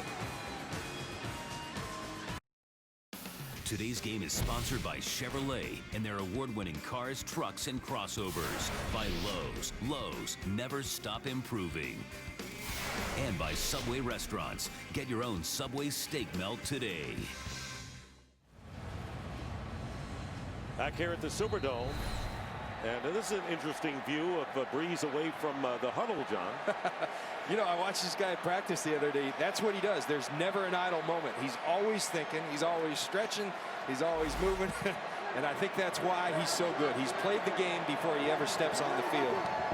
From the 20, Chris Ivory gets a yard. Kurt Menefee with a game break. Well, Saints fans saw this periodically, just not enough. Reggie Bush now in Miami. 140 total yards in this game. And the Dolphins look like they're about to get their first win of the season. We say looks like it's 31-3. 7.5 minutes left in regulation against KC. Dick and John. How about Kansas City with a great winning streak and Miami winless, huh? Boy, and you see Reggie Bush there, but I think the New Orleans Saints are just fine with Darren Sproles filling in for him. 2nd down and 9. Dropping it is Jed Collins. Took his eye off the ball. Drew Brees. Good as they come. Overall rankings and the 3rd down numbers huge. And you look at the overall excellent 3rd down off the charts. And I just want to be able to explain to you how tough 3rd down is for quarterbacks in this league. Typically, your completion percentage goes down. Your rating goes down. For Drew Brees, it goes the other way. He says, listen, a lot of thought, a lot of preparation goes into this. And that's why he's the best. Hand off to Darren Sproles, and he is tackled quickly by Adrian Claiborne. First tackle of the day for Claiborne. By the way, those numbers coming into today's action. And now the Saints 4 for 8 on 3rd downs today. And 4th down, and Morstead will come in to kick it away. I got to go have a talk with Sean Payton. I'm building up his quarterback, best 3rd down quarterback ever. He hands it off to Darren Sproles for a 1-yard gain. Well, you know, the running game is working. 150 yards for the Saints today. Only 74 for the Bucs. Preston Parker ready to return the punt. Morstead, he's a weapon, by the way. And Parker muffs it. Regains his footing. Loses it again. And the Bucs recover. Jonathan Amaya knocked the ball away, and Preston Parker was shaking all the way around on that return. He muffs it early, runs with the football, and then muffs it late.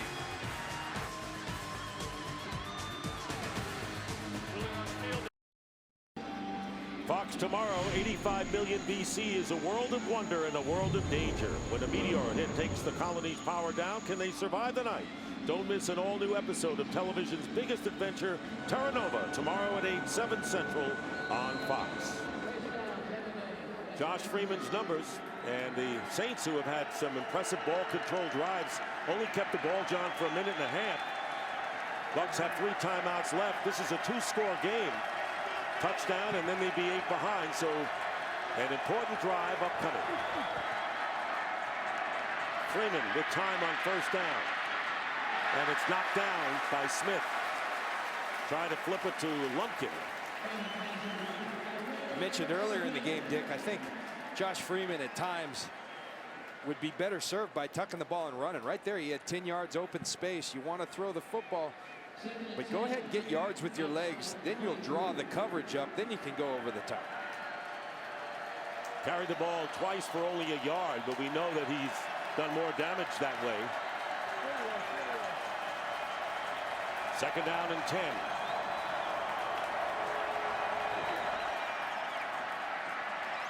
Freeman again has time. Pass caught by Lumpkin.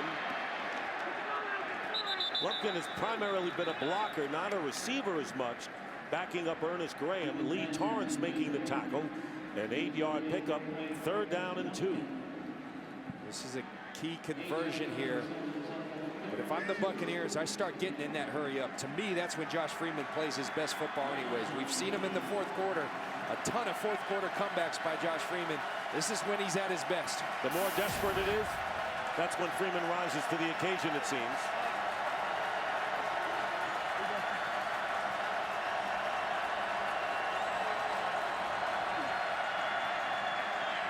Freeman's pass, and it's incomplete. Briscoe was the intended receiver, but a penalty flag down at the 34.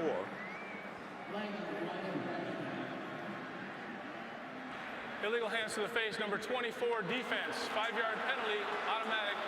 1st down. Lee Torrance 1 for 11 on 3rd down conversions, John, are the Bucs, but they've gotten 3 breaks because of penalties against the Saints defense. We've seen penalties go both ways in these games, and they're coming in critical junctures of the game. 3rd down twice now for the Buccaneers, getting the 1st down due to penalties on 3rd or even on a punt. At the 36, 8:42 remaining in the 4th.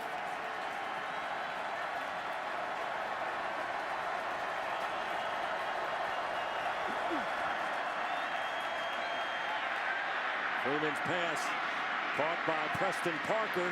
Parker 1st down, and he edges his way into New Orleans territory.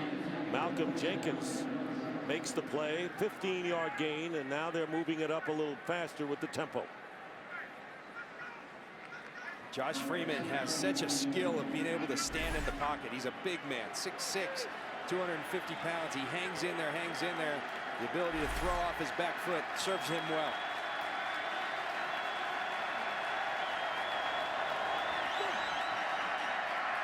Lumpkin. Just a couple. Roman Harper. The strong safety coming up.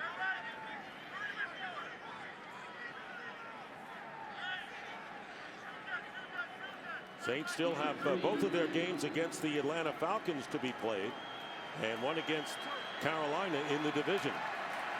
2nd down and 7.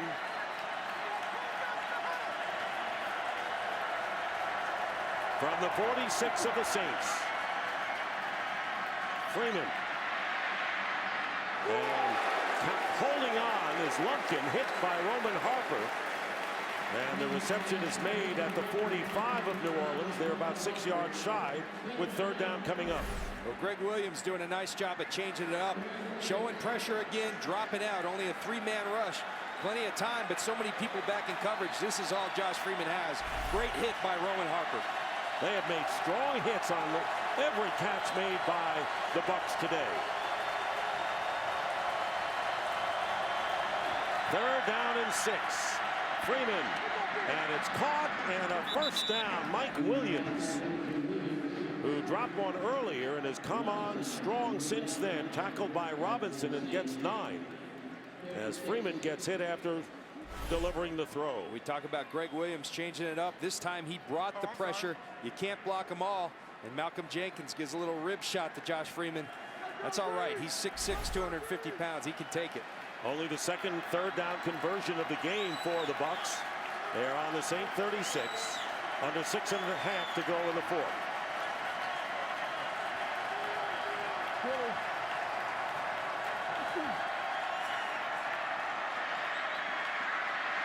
Freeman goes short, completes it to Zach Penalto, and 1 yard shy of the 1st down. First time they've gone to Penalto. 2nd catch of the season, 2nd down and 1. Remember, we're 6 minutes now left in the game. Field goals don't do you any good. You got to score touchdowns. And I would try a shot right here. You know the red zone struggles. Try to score from outside the red zone. Kellen Winslow is in the slot to the right on 2nd down and 1. And there's a pass to Williams. And the ball knocked away by Lee Torrance, and a flag comes down late.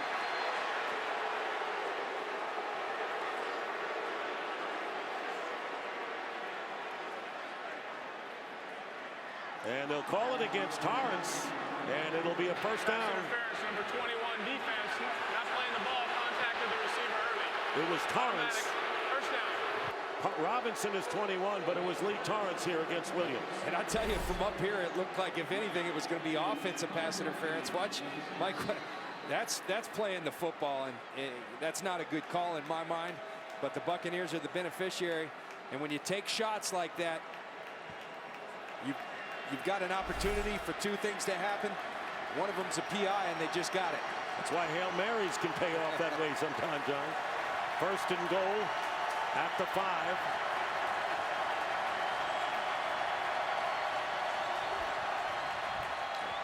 And the pass, touchdown, Kellen Winslow. And a nifty play as Freeman faked the run and then stopped and threw to Winslow for the touchdown. And it's 24-15. An impressive drive and the first touchdown scoring drive for Tampa Bay today. Well, Dick, you hit it. Last time they were in the red zone, they went with the design run. Here they bluff the design run, and Kellen Winslow's going to get upfield, and Josh Freeman hits him. Draw Jonathan Casillas, the linebacker, up, pop it right behind him. Connor Barth makes it an 8-point game. That's a one-possession game, a touchdown and a conversion. So the Buccaneers stay in the game with 5:33 to go on the 5-yard touchdown pass to Kellen Winslow. Today's game is sponsored by Chevrolet and their award-winning cars, trucks, and crossovers. Peyton upstairs, but Raheem Morris downstairs. I love what Jimmy Johnson said. We were laughing at that. He says it's having a teacher upstairs, downstairs, and throwing spitballs at one another. Yeah, says you got the substitute teacher in class. And this is where you need that old school, the regular teacher that's willing to whip those kids a little bit. Because right now it's getting tight. You got a one-score ball game right now. Sean Payton, I promise you, is wishing he could be down on the field with his team. And the Saints not out of the woods yet. And leading by 8. And Saints will take it out on the 20. Drew Brees, 24 of 33, 2 touchdowns.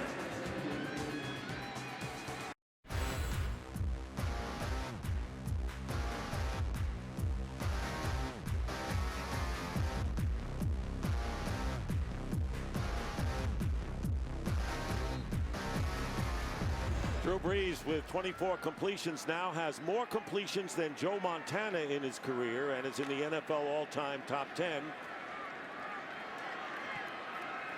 Looking to perhaps put this game away. Starting from the 20 with 5:33 to go in the 4th. Pierre Thomas, the running back, play action on first down. Brees drills it, and it's caught for the first down to Jimmy Graham. And the tight end out to the 35, gaining 15. Quincy Black. Well, again, a tremendous adjustment from last week. You're having trouble protecting the quarterback. Bring a tight end over, Dave Thomas, and pop their best pass rusher right in the mouth. Give Drew Brees time, and you give him time, he's going to find guys like Jimmy Graham. Great execution by the New Orleans Saints protecting Drew Brees. 6 catches, 78 yards, leading the Saints in receiving today. Chris Ivory, the back, and another play action. Brees, and he throws short, and it's caught by John Gilmore. And Gilmore makes the catch at the 43, picking up 1 yard, or 9, we should say. And another way to protect Drew Brees that we've seen throughout the day, a constant theme. Double up on the ends off the field or move the pocket. They've been moving Drew Brees out of the pocket, rolling him out.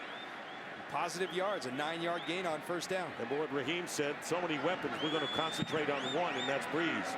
Easier said than done. Second down and 1. Chris Ivory, first down to the 49.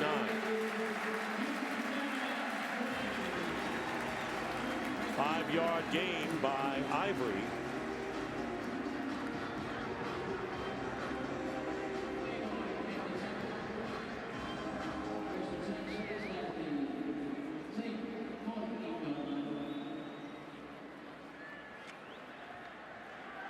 Want to welcome the viewers who saw the Atlanta Falcons run all over the Indianapolis Colts. So they won. The Saints a half a game of both the Bucs and the Falcons coming into this game. 1.5 game lead. Leading here, Drew Brees' throw. And threading the needle, it's a catch to David Thomas, using all of his tight ends on this drive, picking up 3 yards with Black and Talib there. Dick, we don't have to remind the Atlanta Falcons fans that next week it will be these New Orleans Saints coming to Atlanta to face the Atlanta Falcons, in which, if they can hang on, will be for first place between 2, 5, and 3 teams. Excuse me, 6 and 3 teams. Very tough division, and marked by 4 quarterbacks, and I say 4 because Cam Newton has made an impact. 2nd down and 6. Handoff to Chris Ivory. Ivory crosses midfield and gets to the 46 of the Bucs. Talib on the stop. 2-yard gain. And here's what this game comes down to. Drew Brees, nobody better at this league on 3rd down. Nobody better than this Saints offense on 3rd down. But if you're the Buccaneers, it doesn't matter. You got to find a way to get him off the field. I'd bring pressure. I'd get the ball out of his hands. And you got to stand up in one-on-one coverage against some great matchups, Jimmy Graham and Darren Sproles. 3rd down and 4.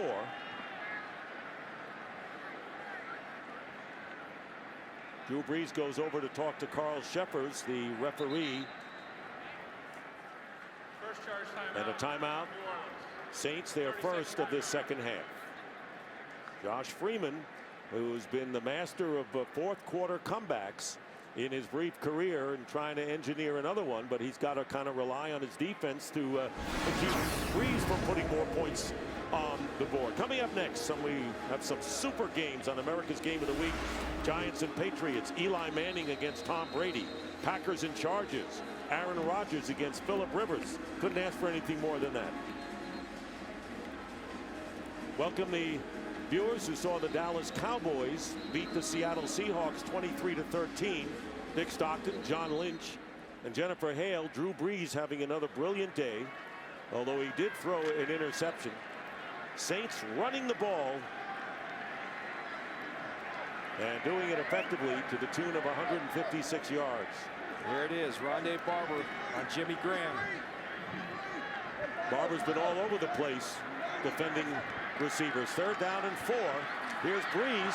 Brees is going to run. He'll get the 1st down and a lot more as he winds up inside the Tampa Bay 30. So just when you think you have everyone covered, then there's Drew Brees. He picks up 20. And Raheem Morris, who's the head coach and also the defensive coordinator, he says you got to move him off his spot. If he runs, it's a win for you. Well, not when the game's on the line. Drew Brees can do it all. He can beat you, slicing you up in coverage with the likes of Jimmy Graham and Darren Sproles, and he can also move. He's a tremendous athlete. It's not what you typically see from Drew Brees, but when it mattered most, he got the 1st down. And you really have to wonder, who other than the Saints really have the kind of firepower to challenge the Green Bay Packers? In the NFC, it's going to be tough. San Francisco's playing pretty darn well, though. 2-minute warning. We'll be right back.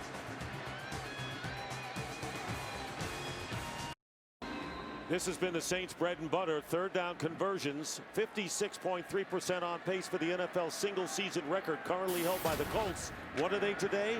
5 for 9, just about at 56%. 2 minutes remaining in the 4th quarter.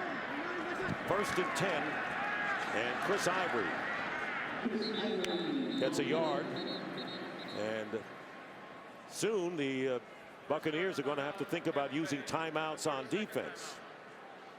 And they do. Timeout called by Tampa Bay. You'd have to use all these timeouts and then either get the turnover by stripping someone or block a field goal, because the Saints are in field goal position already. Welcome to New Orleans. Dick Stockton and John Lynch. 2nd down and 9 coming up for the Saints. The Buccaneers scoring on their last possession. Josh Freeman with a touchdown pass to Kellen Winslow, but Drew Brees sparked by a run of 20 yards. And the Saints threatening. All they need is 3 to make it a 2-score game. Second down and 9 at the 25.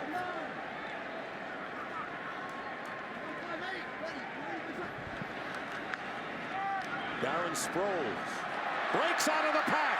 First down. Flag down, touchdown, pending the flag. And Sproles wanted to make sure that the fans don't fumble that ball. Gave it to the fans. We'll see what the call is. Maybe against Holding, the Saints. Number 19, offense, 10-yard penalty. Repeat second down. So the wide receiver, Devery Henderson, holding on the play, nullifying a 25-yard touchdown run. But I got to tell you, watch this at the end of the play. I think that's a good block. I think it's a pancake block. His hands are inside. I think it's a good block. They called a hold. The Buccaneers, the beneficiaries, but I think a good block by Devery Henderson. That's what you want out of your wide receivers.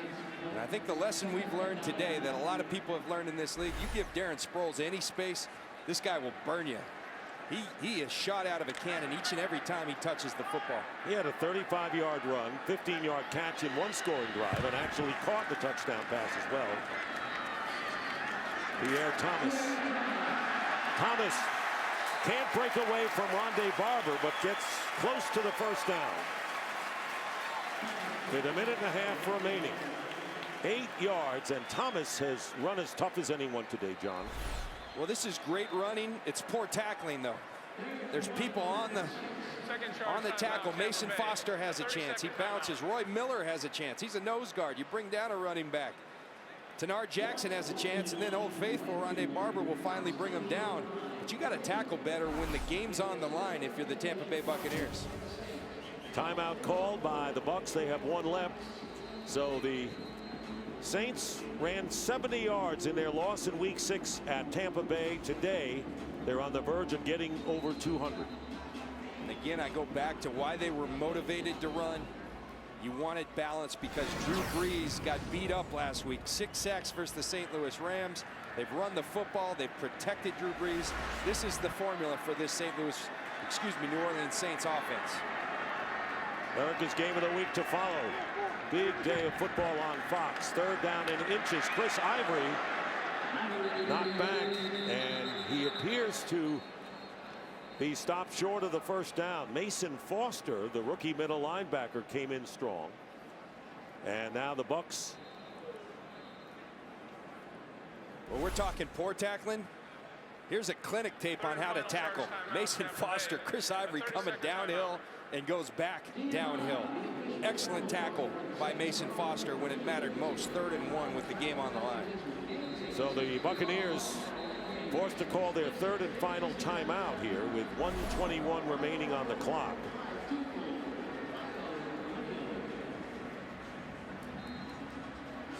Bucs are out of timeout. You can't get a better game coming up with these 4 quarterbacks in 2 games to follow. Manning and Brady with the Giants facing the Patriots. Rodgers and Rivers with the Packers and Chargers going at it. Well, let's talk about this quarterback, Drew Brees. Sean Payton's keeping him on the field on 4th down. 1:21 left.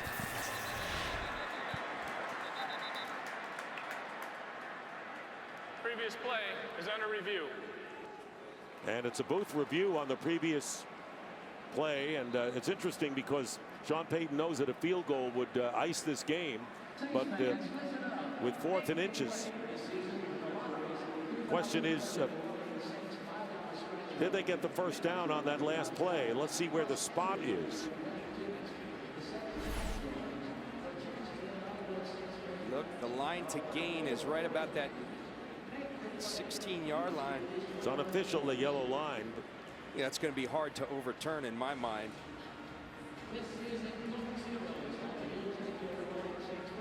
Just a tremendous tackle by Mason Foster. I think that's a stop, and I think that will remain as called on the field. Nothing to you that showed conclusively that they missed the spot. No, I'm with you. But an interesting call by Sean Payton, regardless of if it is indeed 4th down, to not go ahead and kick the field goal. The thinking might be only bad things can happen. You kick the ball, you can get blocked.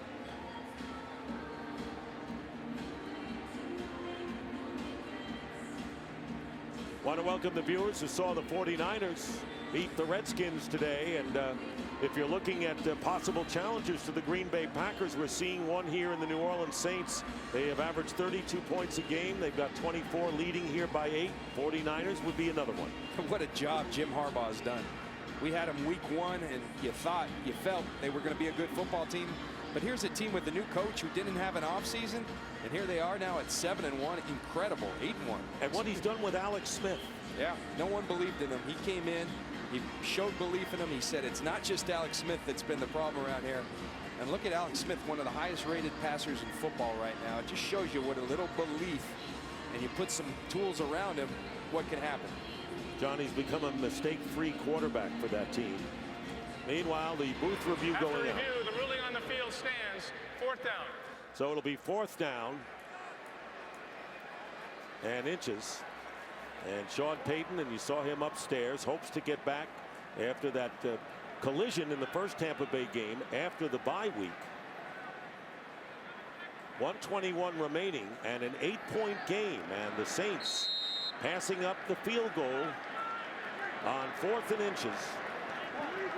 That will put the game away. Want to run for it. It's like he's just trying to draw him off sides. Yeah, exactly. And the Saints calling their second timeout, and the field goal team. 32nd timeout. John Casey is going to come on.